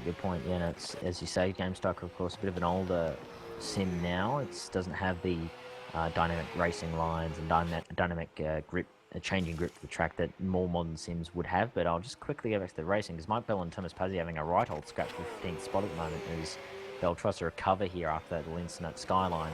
And it looks like he's going to hold for the moment. They're having a really nice little battle now. Oh boy, gets very loose out of the right-hander there. And it's going to gift Puzzy 15th for the time being. Anyway, it looks like they're both pretty evenly paced. Bell has a little bit of a look through the cutting there, but Puzzy holds for the time being as they have their little scrap at the mid sort of pack of the field at the moment. But good stuff there from those who managed to get through that cleanly, as that could have ended a little bit worse if they hadn't have managed to keep their heads together. But they managed to do well there. The battle between Bacchio and Phil Rose has calmed down a little bit at the moment. Bacchio has managed to just get a couple of car links on Phil Rose, and that seems to have just subsided that battle for the time being. Has actually, Nirjan Kumar has been closing on Paul Watkins as well. It's a bit of note, so I wouldn't be surprised. Oh, be careful, Matt. Ooh. Matt Bailey was a back marker. He hit the wall, but he was close to Ryan Seltzer. Something back could have happened. Yeah, no. Well, lap traffic, obviously, you got to be careful around, especially around the top of the mountain. It's always a bit awkward when you get caught there, especially through the Reed Park and Philomie down at the top of the mountain there as you head towards Skyline. It's very awkward to get caught there because the nature of the corner, because how flowing it is, because of the nature of them, it's very easy to possibly get in the way of someone and cause some issues. So you've got to keep an eye out as a lap traffic car of what's going on. But just as they're Paul. We got an incident on turn 2. Oscar almost got involved in this incident. Yeah, with that traffic. And Ryan Seltzer almost barely made it off. Yeah, so interesting stuff to see a few incidents creeping in here as we get towards the middle phase of the race. And looking at this Charles Bacchio and Phil Rose fight, it's kicked off again. Phil Rose is coming back at Charles once more in this fight for 7th spot as they go through the right-hander once again. Someone went wide, though. I think it was Nirjan Kumar just ahead of them went wide. Boy, Bacchio getting a bit sideways. Well, Phil Rose getting even more sideways as they go through the right-hander. So I think we're noticing right now that tyre wear that we've seen before. I think that tyre wear is starting to creep in because we're seeing a lot more slides here as we go through this getting close to the middle phase of the race. So I feel that tyre wear is just going to start to kick in now as we go to lap 12 at the moment we're on for the leaders of the race. So the tyre wear will just start to kick in now, so the drivers are having to sort of manhandle the cars just a little bit more. And Thomas, really quickly, 2nd place. Take a look at 2nd place. Ryan Seltzer's going to get a little bit of pressure from Anders Nilsson. Yeah, wow, yeah, good spot. Again, good spot, Lorenzo. You're doing a great job on the spots, by the way, Lorenzo. You're seeing all sorts of things that I'm not seeing. So, yeah, Anders Nilsson, as you say, he's been really working hard to catch Ryan Seltzer in the last sort of 5-10 minutes of the race, and he's managing to do it right now. He's right on the back of him as they head towards the chase. Look at that slipstream effect between the two. Anders Nilsson closing so much at the end of the straight there with the slipstream effect of these cars. But either way, this is a very interesting battle we're going to be seeing here for this 2nd spot. Again, Anders Nilsson, really impressive here at Bathurst. Seems to have that car work to an absolute T here at this track, which is really good to see for Anders. He could well, if he plays his cards right, get a really big handful of points here to finish off the season, which would really help him to gain a few spots in the Driver Championship. Because he is, as I said, I think in the top 10 from memory, if what I was saying before the standing serves right. Someone was moving. Oh boy, Christian Harmer at the chase. Big off. Whoa, down 11th spot. and he's at a massive off at the chase, all the way in the gravel trap. He's a long way back at the chase there. He's just rejoining now. Big moment for the Roaring Post Maniacs driver. He rejoins in 12th spot, so in the end he doesn't lose too much. I think he only lost a spot or two from the instant, but very intense moment. But either way, sorry, back to the second spot. Yeah, Anders Nielsen has made the move on Ryan Seltzer there as they went through the right hand of the favourite, taking the spot of everyone. I think he has actually made that stick. Although Seltzer, whoa, dives it up the inside through the cutting, and a little bit of contact between the two, but I think he lets Nielsen go. So a little bit of a interesting moment there. Just sort of had a little bit of a go back up the inside of the cutting, and it's always an awkward moment to try and do that kind of a move through that corner because of, again, the nature of the camber. It just makes it so awkward to try and go too wide through there. Without any kind of contact. So a little bit of an awkward moment there between those two, but again, they managed to get through in the end, and I think Seltzer actually let Nelson have that position. So good stuff there from Seltzer to be nice and sportsman there in that little situation. But what that is doing, again, is it's letting Mark Breslin catch up. So this could be very soon a 3-0 fight for second spotters. And again, look at this, Nielsen really struggling at the moment to hold on to Seltzer after he seemed to have really good pace when he was catching Ryan. He seems to be struggling a bit more now. He's ahead of him. I think, did he have a little bit of an interesting line there through Forest Vale? It seems to work either way, but look at this, Seltzer right behind him again. We've seen already how strong the slipstream effect is being with these cars, so I would not be surprised if Seltzer goes side by side here for the chase. He's gaining as they go down Commonwealth Straight, and he's looking down the inside as he is. Look at this, look at this, side by side this chase as they go nearly 300 kilometers an hour down in the chase, but he pulls out in the end, and Nielsen holds on for the time being. But this is a really fascinating fight here on the podium. And the leader, Oscar Hardwick, is pitting right now. Oscar Hardwick is on the pits. Interesting. As anyone, and Seltzer follows. There you go. So first guys to blink are actually the leaders of this race from what I've noticed. Anyway, so really interesting to see. Nuriddin Kumar, by the way, it's just had a look at Paul Watkins into the chase. That's for 6th spot. He doesn't make the move stick. And that's actually that Charles back here have a little bit of a sniff at that position as well. And look at that Paul Watkins pits as well. So that relieves Kumar from that position. It's going to be interesting to see if Kumar can maybe gain on Paul through the stops. But if these two battle, then you can almost be guaranteed he won't, because he'll be too busy defending from Charles. Charles is a little look in turn one, but I don't think he's going to go for it. No, he sticks back in behind Nirajan for the time being, and he'll hold as, I think that's one of the lap cars there just coming out with them. So, and this is where it gets interesting too, because you've got a few lap cars as well that are coming in doing their strategies. So it's going to be interesting to see how this all plays out. We've got lap traffic throughout the field as well. So Kumar having to defend big time as he goes towards the right hander, all the way to the inside, forcing Charles around a long way as they go through the corner. I think Kumar's going to hold it, yeah, for the time being. Manages to break late enough, but Charles goes for the old switchback, the old switcheroo through the right hander, but he doesn't quite get it planted well enough, and I think Kumar's going to hold for the time being for what is now 3rd, but effectively, I believe, 6th, effectively, as Oscar Harbicks just exited the lane in 7th, and he's now done his pit stops. We'll see if Anders Nielsen and co flinch, although to be fair, Oscar Harbicks had a good, I think it was about 11-12 seconds back to the others again. Lorenzo, he's just kind of showing that what we've seen from Oscar Harbicks so many times. He just gets the lead, runs away with it, and then just controls the race from pretty early on. Yeah, I was going to mention a pretty pragmatic race from Oscar Hardwick, because he's a very fast driver, and he always has control of the race. Doesn't matter if he's pushing or not, or taking it easy, but he always have control of the race. He's always composed. So it doesn't matter if he's 8th or down at the spots. He always seems composed and taking care of the race. Like, I got this, don't worry, I got this. I'm gonna do my job. I'll get to the front eventually. So it's good to see a kind of a driver like that. And one remark to our viewers watching at Twitch. At the end of in this league, we are giving away one Thrustmaster T300 RS steering wheel. If you're watching us on Twitch, our question is posted right down below, and further up the broadcast, we are going to mention also the questions to our viewers at home who are not watching us on Twitch. Indeed, yeah, exactly right. Google mentioned there, as we pretty much are effectively the halfway mark. Almost. We almost had a spun. Niranjan Kumar almost spun at Hell's Corner, and Charles Bacho is reaching to get a temporary lead right now. They're fighting on Mountain Straight. Indeed, yeah. But again, pretty much a carbon copy of the last lap. Kumar going inside to defend that inside line straight away and forcing Charles to go the long way around. And again, I think Kumar's going to defend, although Charles No, there you go, yeah, Kumar a little bit tighter there on the exit, so manages to hold with Franklin staying...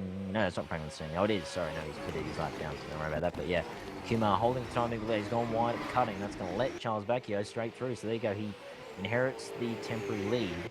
But again, they will obviously pop out further down the field when the when the pit stops. Charles Bacchio's in the lead. Yeah, he just got the move there on Kumar. Kumar went wide through the cutting. That handed Charles Bacchio the temporary lead for the time being. I'm sure I would expect them to be pitting relatively soon. Pretty much everyone else, has pitted at this point. Although Mike Bell and Thomas Puggy also are yet to pit. They're now up at 4th and 5th as they have yet to stop. The leaders have all pitted now, though. It's Oscar Harvick's pitted along with Anders Nielsen and Mark Breslin. I think Phil Rose and co have pitted as well in their cars. So interesting stuff still. Again, just that one retirement, which again is Alexander Van der Velde. So good to see everyone's still going, pretty much everyone anyway, in the race still going along. So really good stuff to see here. I guess I will... I'm waiting for something to kick off here. I don't really want to focus away from the racing. And yeah, good spot there as well from our cameraman extraordinaire, Frank Van Overen, just pointing out that Nielsen... sorry, I think it was Nielsen... Yeah, Seltzer jumped Nielsen on the Nielsen pits. into the lane. Sorry? I was going to mention Seltzer actually jumped Nielsen on the pits. Yeah, good spot from our cameraman extraordinaire to see that. So yeah, so it was, look at this, back to the racing. Kumar and Bacchio are still going at it. They still haven't pitted either, which I was going to mention, sorry, Thomas, if you know, those two drivers actually were the drivers in all races. If you know, all races that they raced, they were usually one of the fewest ones actually to pit very late, like did the late pits. Staying very late in the race, made that pit and tried to gain that time back in the late race. Yeah, no, very true. Look at this Kumar having to go do it now. Charles giving him a chase of his own medicine, but I think Kumar's going to go around the outside. Is he? Whoa! What a move that was. Casually, yeah, around the outside of the right hand. A really nice move from Kumar. That was very casual from him. He just showing Charles how it's done. Great stuff from Kumar to get that move done. Really well done indeed.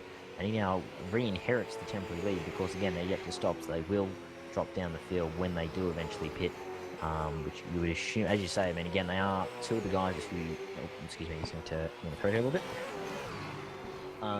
They do tend to be two of the guys who do hang around on that first stint longer than everybody else. So I wouldn't be surprised if they push it for a little bit longer before they stop. But again, where they will pop out will be interesting because we have seen them before. They have done this, obviously, with a lot of other races throughout the season. They're kind of known for it, as you mentioned, and a lot of the time when they have done it, they haven't actually really lost too much when they have stayed out for longer. So we'll see if they do this time. I suspect they might because they have been squabbling with each other over the course of the last few laps. So I reckon they're going to lose a little bit of time this time around. But they were obviously around about Phil Rose and Mark Breslin.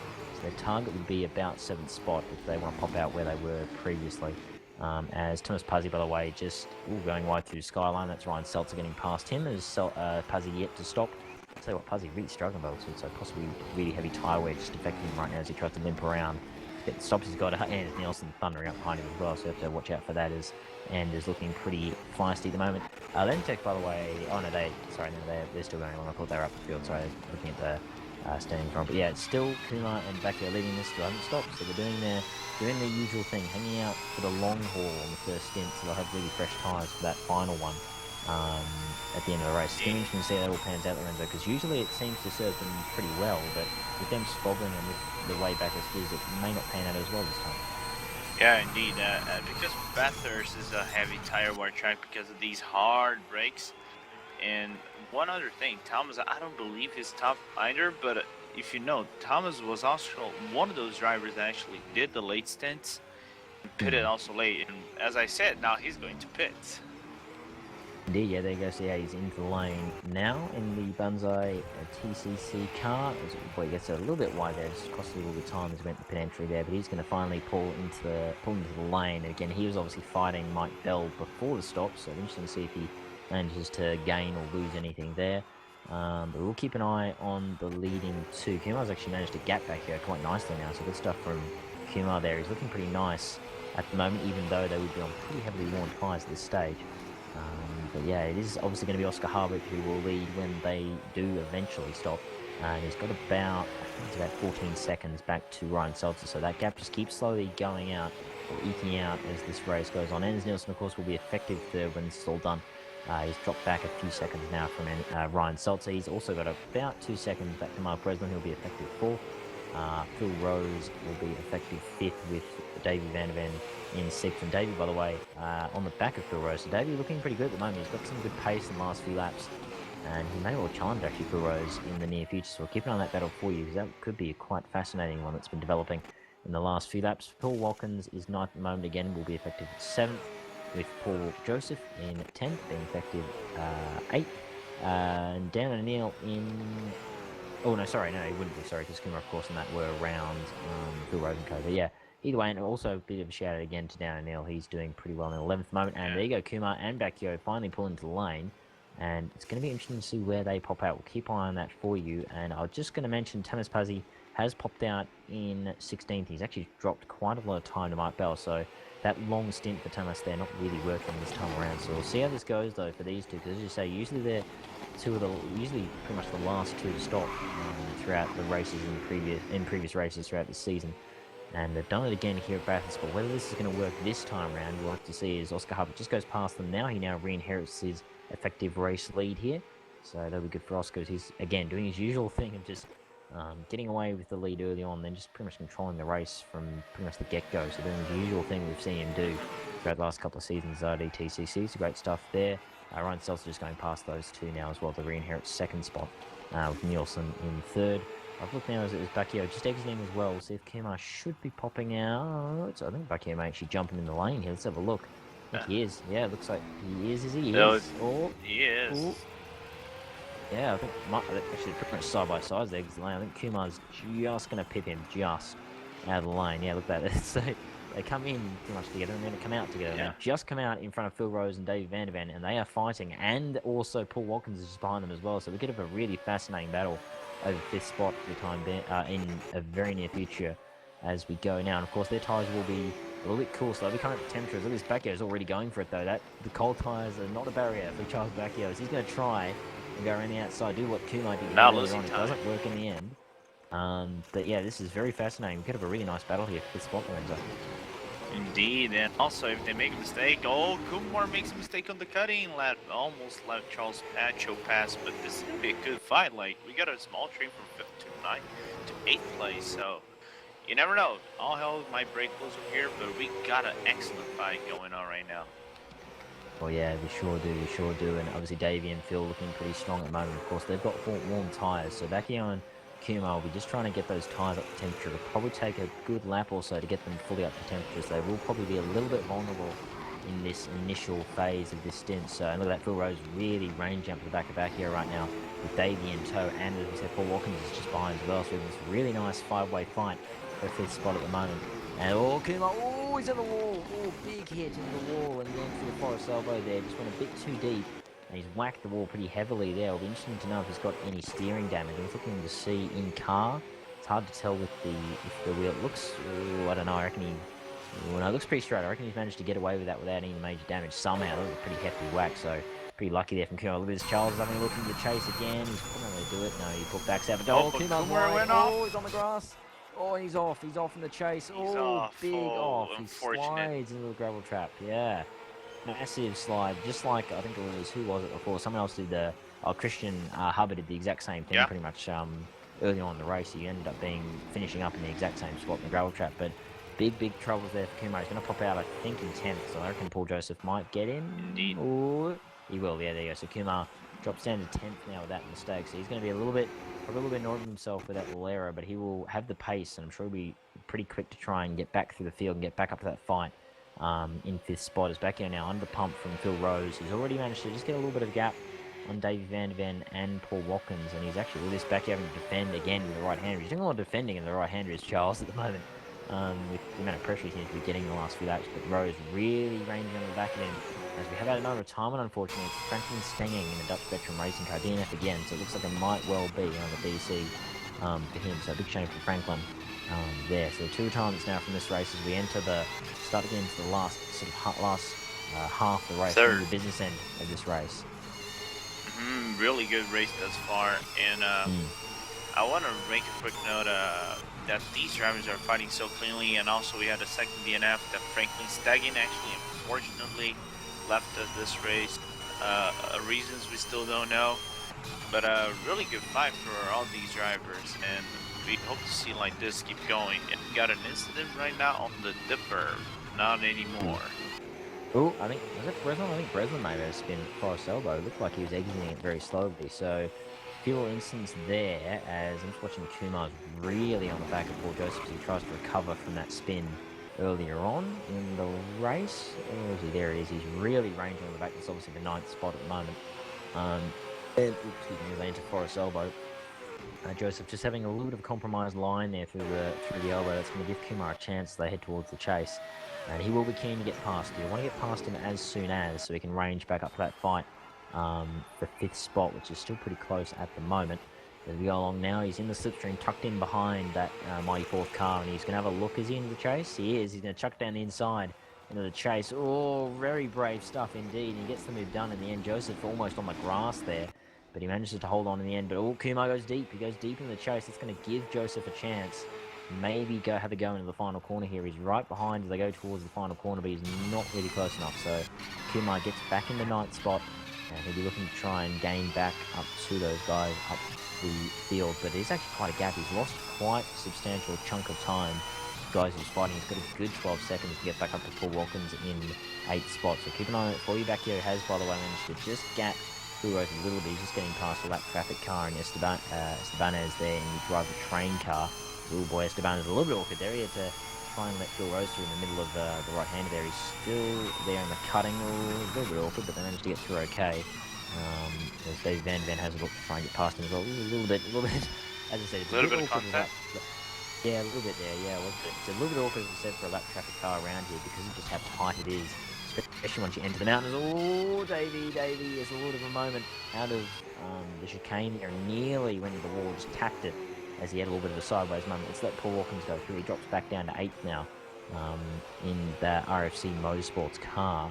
And yeah, so big moment there. Man, this is to hold on for the time being. And I guess for the moment, I mean, very hard to draw our eyes away from the racing right now. With just how much battles are going on. There really is just intense battles going on wherever you look. But we should really, and we'll mention the question now, the question for the contest to give away that Thrustmaster's T300 wheel, T300 RS Force Feedback Racing wheel.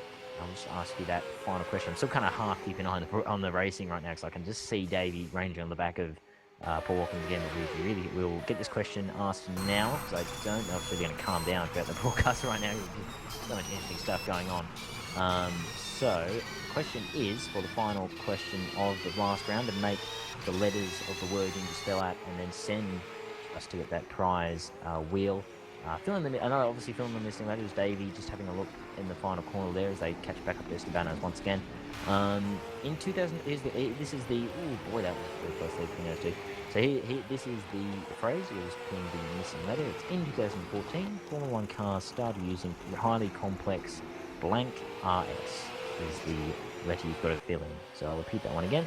In 2014, Formula 1 cars started using highly complex blank RS is the sentence you have to fill in the missing letter for, and that's the last of the questions for the prize that we've been giving away through this season of RDTCC. So obviously all 4 answers, they form the one word, and then send that word together with your Twitch username as a conversation message to @RaceDepartment on our website at www.racedepartment.com. And that is the details to win it. Users that have the correct answer and follow our channel are eligible to win the steering wheel with the random draw to decide the winner to be held on Sunday the 17th, obviously on today on ABC. So really interesting stuff there, and we can do that. Well, I think later on we'll do the last question. I just noticed Davey Van der Ven getting back past Paul Watkins, so that battle continuing at the back end of 10. So that was the last question. We can go through I think we can go through the other questions again as well, possibly. Just if you missed those, we'll go through those as well.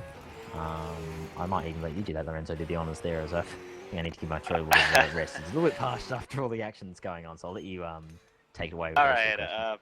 So to everyone watching us at home, we're gonna shoot down the 300 questions we did on the previous rounds. So the first question is, what is the sixth letter in the word Thrustmaster, which is our sponsor? I'll say it again. What is the sixth letter in the word Thrustmaster? That is our first question.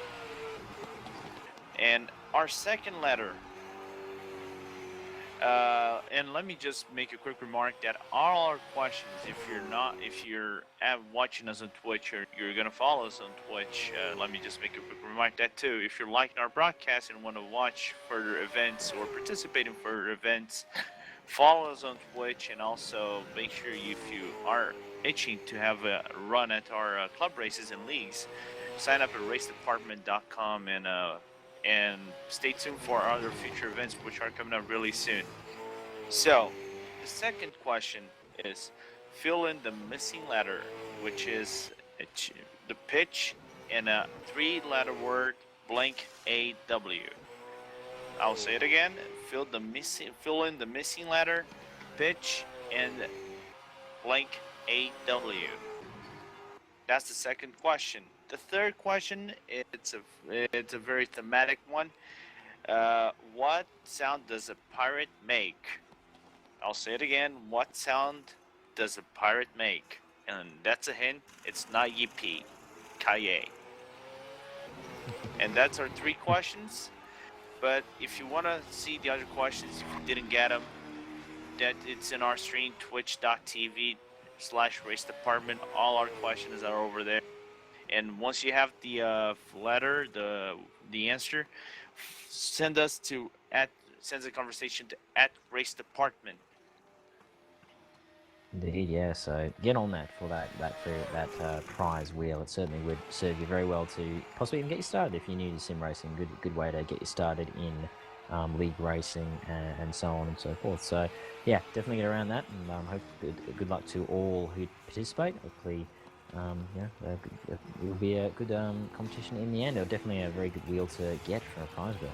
I'll tell you that much. So yeah, so very good prize indeed from our good friends over at Thrustmasters. Very much appreciated them being able to do this contest with us. So back to the racing, I guess, as we obviously had a little bit of for the questions there, just filling that in before we get to the end of this race. Actually, it's a bit quiet now. We've filled in the quiet part now, as it's a little bit of a quieting down period, as everyone just kind of in their own space here as we get towards the end of this race. That battle between Puzzy and Mike Bell is once again kind of reignited. Puzzy, I think, just ahead of Bell. It's 14th, 15th. They've once again reignited that fight for the back end of the 15.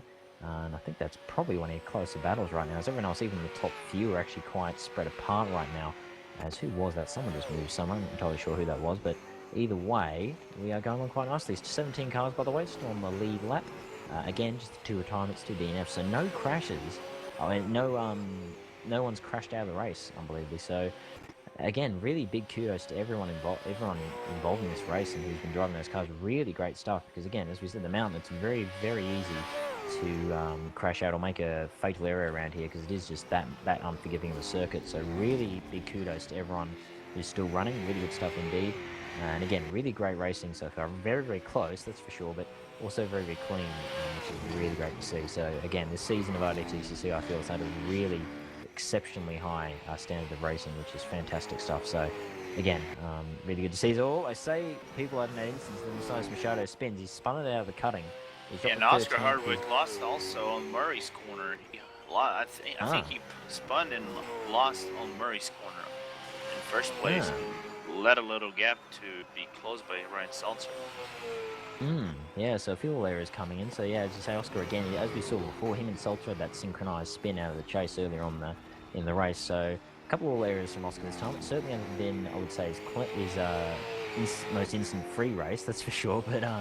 But yeah, he's still managing to lead by a pretty hefty margin right now, just showing again that pace and consistency that he has. It really is quite phenomenal, which is why he won last season of RDTCC and why he's doing well here. But again, it's looking like Seltzer's got it pretty much in the bag. His second spot, as you said, Oscar had to hope for Seltzer to finish 16th or worse to be able to actually have a shot at winning the title after the issues he had last race. So still looking like Seltzer's got it pretty much tied up. He just needs to stay clean, which is what he's done, really. He's just was fighting earlier on, of course, with Oscar, but he's just been pretty much hanging around his own little space there in second. Obviously, had that little battle with Anders Nielsen earlier on, but he's managed to gap Anders now. He's got a good 4 seconds back to him.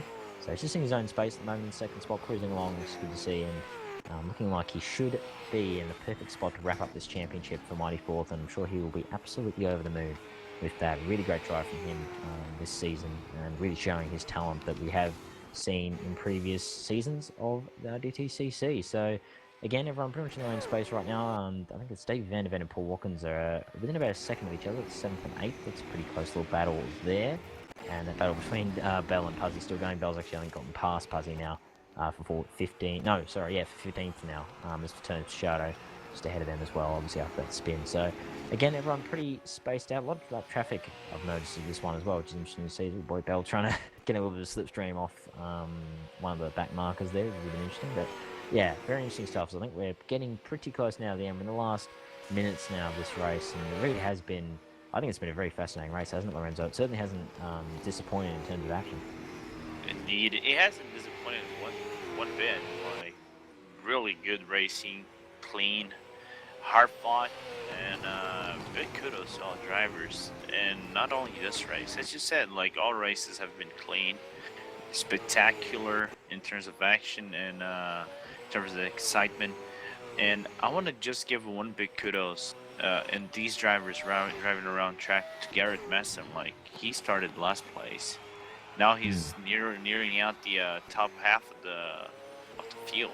Like he's actually at 17, doing a clean race, kind of avoiding any major incidents. Yeah, indeed. No, yeah, very good shout out there. As we saw in qualifying, he didn't end up doing any laps in qualifying, so he started at the very back of the field. And yeah, so very good stuff from him to get up to 17th at the moment as he goes along through Skyline at the moment. He's got he's got a pretty big gap of about 15 seconds to catch up to Pazzi and Mike Bell, so I don't think he'll get up to that, to those guys before the race is out, as we are getting towards the back end of it now. So I think he's not going to get time to make up any other positions unless there's some instance, but either way, from back of the field up to 17th is a mighty effort indeed. So great stuff from Gareth to come back from the back of the field to get some very solid points for his championship. As he, oh boy, is a bit of a slide out of Forrest's elbow. That's going to gift Jim Nobbs back into 17th spot, so he gets back to 18th now. So just a little bit of a moment for him there. He's trying to get through. He's got a pretty big gap back to 19th though, which is one of the Lentec cars. So he's got a good buffer there. So again, great stuff from Gareth to go from the back up through the field. Really good stuff indeed. So just going through the last phases of the race now, and it's looking like Oscar Harvick's pretty much got this one sewn up at the moment. Again, as we said, definitely not an incident-free race. He's had a few little moments as the race has worn on, but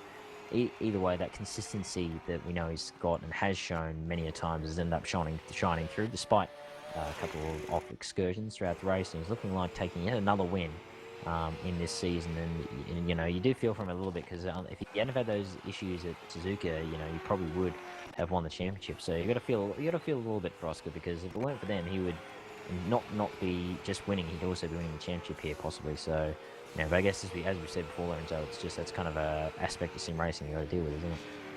Yeah, it's the marvelous world of sim racing into full action in all drivers.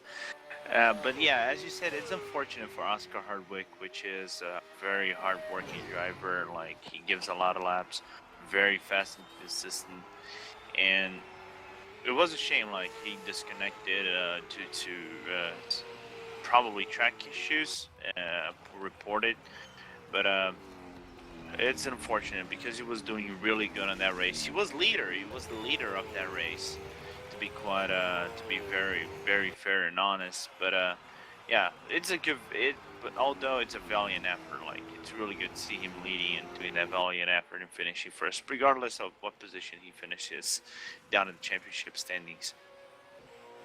Indeed, yeah, exactly right. So yeah, you know, as you say, very good stuff either way, despite the issues that he had at Suzuka. So still great stuff. However you look at it from Oscar Harvick, he'll still take a very well-earned second spot at this point anyway from the championship. I'm sure he'll be happy with that. At least he got top 3 out of it, despite the issues at Suzuka, which again he couldn't really do much about anyway. So it's just one of those things with sim racing that you have to deal with. So I think we're in the last few minutes of the race now, if I'm not mistaken. So we should be heading towards the last couple of laps pretty soon in this race. And again, great stuff from this race. It's been a very good race, I think, to round off the season. Plenty of action throughout the field, that's for sure. No shortage of that, as again, that Bell-Puzzy battle has just been continuous for pretty much the last half of the race.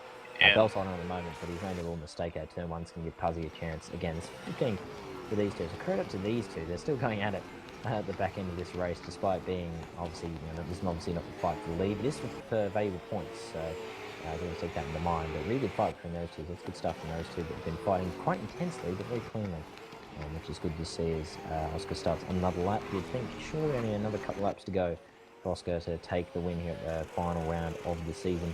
And again, great drive from him. But yeah, really fascinating stuff. Yeah, I really believe this is the final lap. By the time he finishes, I think he finished right about 140, 150 minutes. Okay, so I believe this is the final lap. If the game doesn't give it another lap to commentate on, it'll be get by the commentator curse. Yeah, I was going to say, knowing that it'd now give us one. It'd probably just give us 2 laps just to really mess with it. Just give us 2 extra laps, and there were good reasons because you said that. So yeah, but, either way, yeah. By the looks of the time, it's either going to be the final lap or the second last lap of this race. We'll soon find out when the time runs out. It'll decide what it's going to do there.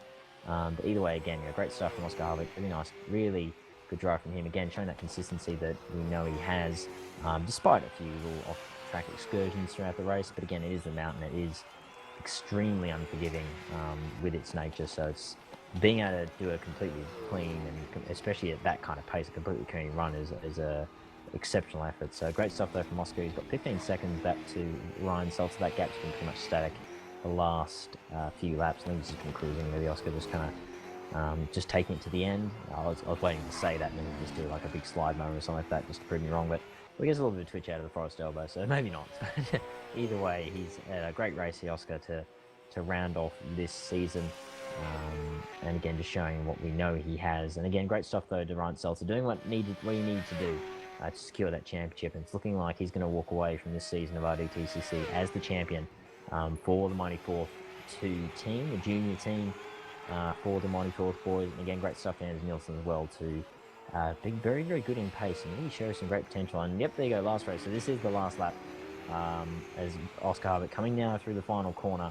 So great drive from him once again, back to his dominant form that we have seen so much here at RDTCC. He's going to win the final round of the season here at Bathurst. Great drive from Oscar to round off his season, and he will be very happy with that indeed, I'm sure. But the man of the moment is Ryan Seltzer right now. He's going to come across the line in second spot and secure the championship for this season of RDTCC. Great stuff from Ryan Seltzer. I'm sure he'll be very happy with that indeed to secure the championship here at Bathurst. Again, great stuff from Anders Nielsen in third, showing some absolutely fantastic pace throughout this race. Really had that car hooked up as I see someone moving through the field. I suspect it might be Lag And I think Daniel Vindeveen is going to finish. Made a move for 5th. I think he's 5th. Yeah, he is. Yeah, wow, look at that. So great stuff from David Vanderven. Really well done. Great drive from him. We were so busy looking for everyone else. We didn't notice Davey sneaking up the field there at the back end of the race. So really well done, David Vanderven. He's going to finish 5th. 4th to Mark Breslin, by the way. Good drive from him in the 94th car. But David Vanderven, after we got an eventful race, a couple of instances and very close battles, he's going to take 5th spot. Great stuff from David Vanderven. Really well done. He'll be super happy with that, I reckon.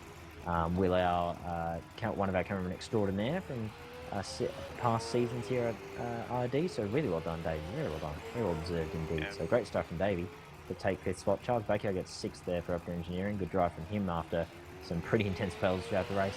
But Paul Watkins being 7th for the Mighty Fourth. Erjan Kumar ends up being 8th after that late race spin with the chase. So still gets top 10 in the end, so I'm sure he'll be happy with that as he has a little bit of a dance with his teammate there at the mountain straight. One quick remark though, really quickly, Thomas, almost near John in the final corner, he made a dive bomb move, didn't pay off to 7th place, and Paul Watkins bravely defended his place to get 7th. Yeah, no, great stuff there from Paul Watkins to defend that spot, but I guess, last lap, corner, I guess here. The desperation does kind of come out in those kind of situations, especially after the spin he had at the chase, which I'm sure he'll be a little bit annoyed about because they could have probably chucked away a potential 6th or 7th, but still, good stuff to get 8th in the end. I'm sure he'll be happy with that result. Good points. Phil Rose ends up 9th for Demon Boots Racing there, so dropped back a bit at the end of that race. His pace probably just waning a little bit in the last half. Still gets the top 10 though, so kudos And then Paul Joseph rounds out your top 10 in the other sister My Fourth Cargo, so go through the top 15. Christian Hubbard does end up getting 11th, even after the off-track excursion at the chase. He ends up still 11th spot, so good stuff. Dan O'Neill ends up 12th there. Good race from Dan, with Gabriel Sturr 13th for Sport Engineering. Matthias Machado ends up 14th for Rapid Engineering, and then Mike Bell rounds out your top 15 for the second small power car. Ended up winning his fight with Thomas Puzzy. So there you go. So good stuff from Mike to win that fight between those two. That was quite intense indeed. So there you go. That is the final round of IDTCC here for the Super V8s. And again, Lorenz, as we mentioned already in the broadcast, I think it was really quite a fitting way to end the season. It had pretty much everything, didn't it? It had the instants, had the spins, had the battles in the pit lane, the battles on track. It was really quite a fascinating race to watch. Yeah, indeed. Like really exciting to watch. Everything we wanted to have. Kudos to drivers keeping it clean and not having a lot of issues and not disqualification but DNFs. Apologies, I got a bit of a coughing fit there. Yeah, no, exactly. Yeah, very, very true. I definitely back up that statement. Really well done to everyone involved who finished the race, to not have any race-ending crashes or anything like that. And again, really kudos, I thought, on that first lap, because it was 33 or 32 or 33 cars around Bathurst is not easy at all. So to get through that first lap without any major incidents whatsoever was really big kudos to everyone in the field. So we do have our race winner from here at Bathurst, Oscar Harvick, in the room. Oscar, how was that race for you? Because from us, it looked like it was a pretty typical sort of race for you, just controlling the race. But you did have a few little incidents throughout the race that kind of spiced things up. So talk us through that one. Well, I had one big spin that resulted in pretty severe suspension damage. Fortunately for me, Ryan Seltzer decided to have exactly the same spin in sympathy, presumably, and give himself a presumably pretty similar damage. So I think from probably 20 minutes in, I couldn't stop the car into the final corner at all because the whole thing was veering to the side and my steering wheel wasn't straight. There were a few guys out there, back markers, that would spin, like reversing across the line. That was a bit lethal, but as long as you were awake, you tended to get through it okay. Yeah, it was a good race. I mean, in qualifying, Ryan had the form, and then I just got a good start and placed my car well for the race, really, and that's how that one played out. Very, very gutting to lose the championship on a technicality, basically. Technical issue at Suzuka. Otherwise, I think I probably would have held on to it every race. I finished, I won, and then stuff went wrong at Suzuka, out of my control, and I had to DNF. But you know, if there's anyone else absolutely deserving of the championship, it's Ryan. He's driven so well, and like the pace he had this evening is like he's been a consistent coming into form throughout the season. So absolutely, congratulations to him, to the mighty Paul. Very congratulations, Oscar, on your win. Unfortunate that you had that disqualification in Suzuka. But what was your plan during this race? Did you always aim to go first place, or you were actually thinking down in your head that the combination of results, like praying for Ryan to get a 16th place and then you finishing up front, or was always your plan just drive and do your best? Well, I figured the only thing for me to do was win the race. There's nothing more I could do this evening other than win. And then it was basically up to Ryan what happened from there.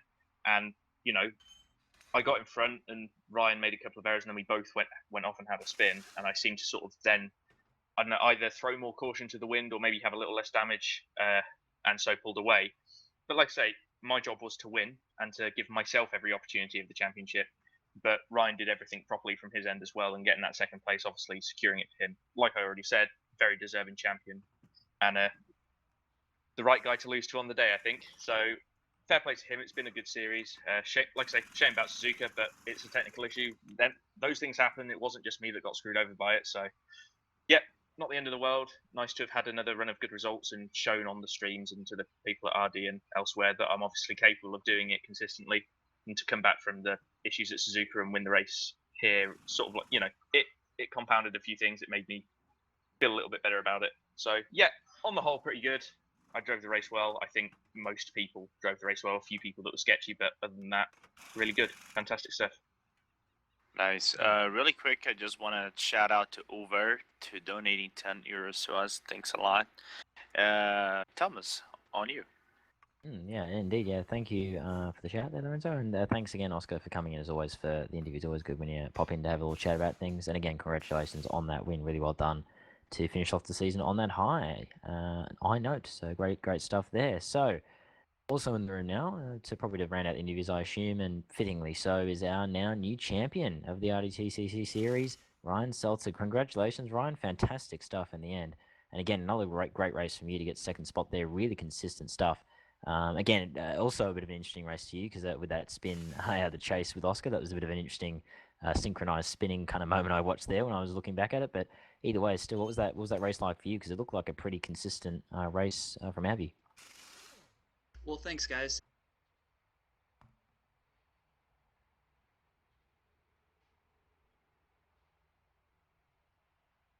Oop, looks like Ryan's having a little bit of issue with the mic, I assume there. We'll see if he can get back with us. But yeah, great stuff from again all the drivers involved. And again, thank you everyone who's been watching. It's been great to have you all on board. I think Ryan, are you back with us?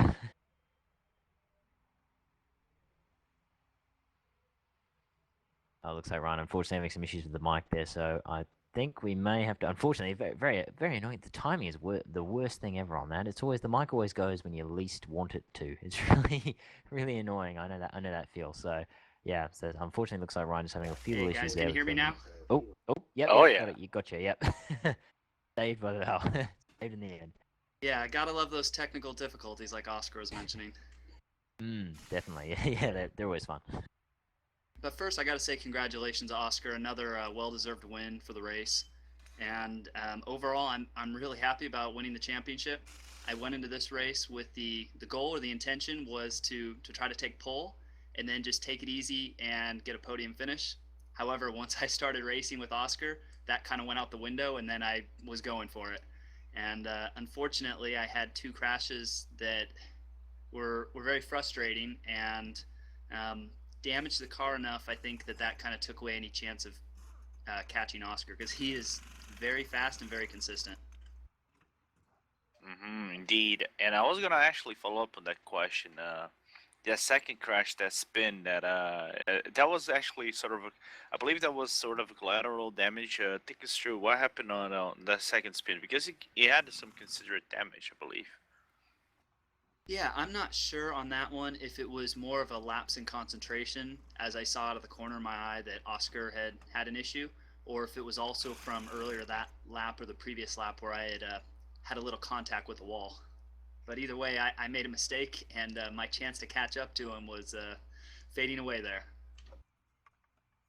Yeah, indeed. No, it was a bit of an interesting one there to finish off the race off because it seemed to have that pace there in the end to just sort of pull away a little bit. But for you, I mean, obviously, I mean, the real highlight would be winning the season. But throughout the season, throughout each race, what was your sort of highlights or even highlights from the season that was with the Super V8s? Winning at Suzuka was definitely a highlight for me. That was one of my first wins in a top level series like this. And going into that race, I realized that if either I would have to step things up or Oscar was just going to run away with it. So I put a lot of effort in and thought, let's just give it a try and see what happens. And I had a real good race there, and I was I had a lot of pace there. I really wish something didn't happen for Oscar because I think we would have had a really good race, and I think I would have given him a tough challenge there. Indeed, yeah. It's. Sorry. Do you have any more questions, Lorenzo, before we round No, this up? just one last one. To actually both drivers, to be quite honest. As Ryan said, that's unfortunate, but we got other leagues coming up, and I just wanted to ask, do you guys see yourself racing other leagues over here, like the Mini League or the IndyCar League, which are coming up really soon? IndyCar, yes. Mini, no. But Very IndyCar is simple. fun. The Mini is miserable from my point of view. So I won't be driving the Minis, but I will be making an effort to drive the IndyCars if they happen at the right kind of day, right kind of time, kind of deal. For myself, I'm going to take a little bit of a break, so I don't intend to do the mini challenge this time, but I will definitely be doing some future series and look forward to having some more good racing with Oscar. Indeed, yeah, sounds good. May as well. Fair enough. On the break, and I've done a few. I've needed a few of those as well when I've done my racing as well. You need to sometimes take a little bit of a break from things and sort of just refresh from some racing and come back anew at a later date. But either way, congratulations both of you. Oscar on winning here at the end of the season and Ryan on the championship. Great stuff from both of you. Just a really fantastic season from both of you. Really great racing. So again, congratulations and hopefully see you again, obviously soon here at RD again. Thanks, guys. No worries at all. So that pretty much rounds us out here for the final round of the IDTCC. And again, I hope you guys enjoyed watching on Twitch. And again, if you want to follow the action, do follow the Twitch channel we have here at Race Department. And again, keep an eye on YouTube as well. Race Department at YouTube. Got all the broadcasts from this season and even and last season, and all the other series, many other series actually that Race Department have done over the years. So a bit of some more blast from the past are on there. And again, head over to racedepartment.com to get involved with the racing here at RD. So, Lorenzo, that rounds out our season, doesn't it, for RDTCC? And I'll tell you what, it was an absolute cracker, wasn't it? Oh yeah, indeed it was, Thomas. All races, fun. Really exciting to watch, to commentate, to see the driver's perspective. You know, to get at that driver perspective. And I'm really excited for the future. You know, we have other leagues coming up, and it's gonna be cool to see them and commentate them. Indeed, yeah, no, I second that sentiment definitely from me as well. It's going to be fascinating to see the future series that's coming up here at Race Department, and I'll be very keen to be back in the booth again as always here at Race Department. So hopefully both me and Lorenzo even we'll see, but in future broadcasts very soon. Actually will be very soon because the minis and the Indy cars are not too far away. So I'm sure we'll see you in the booth again in the near future again. Thank you very much to Thrustmaster as well, of course, for this series, for sponsoring it and supporting us throughout the series, and for the promo as well with the wheel. It's a fantastic prize wheel, that one, and it'll be a fantastic addition to whoever ends up winning that wheel. It'll be very, very well appreciated, I'm sure. So again, thank you everyone for joining the broadcast. Hope you enjoyed the final round of this season and the season as a whole, as it was a very fascinating season indeed. Hopefully we'll see you again soon. Again, thank you from myself, Thomas Hinz, and Lorenzo Bonda. Beside me with Frank Van Overen on cameras. Again, fantastic stuff to all our cameramen that we've had here at RD over the seasons. Always very much appreciated. And yeah, so we'll see you guys hopefully very soon in a future broadcast. But until then, it's goodbye.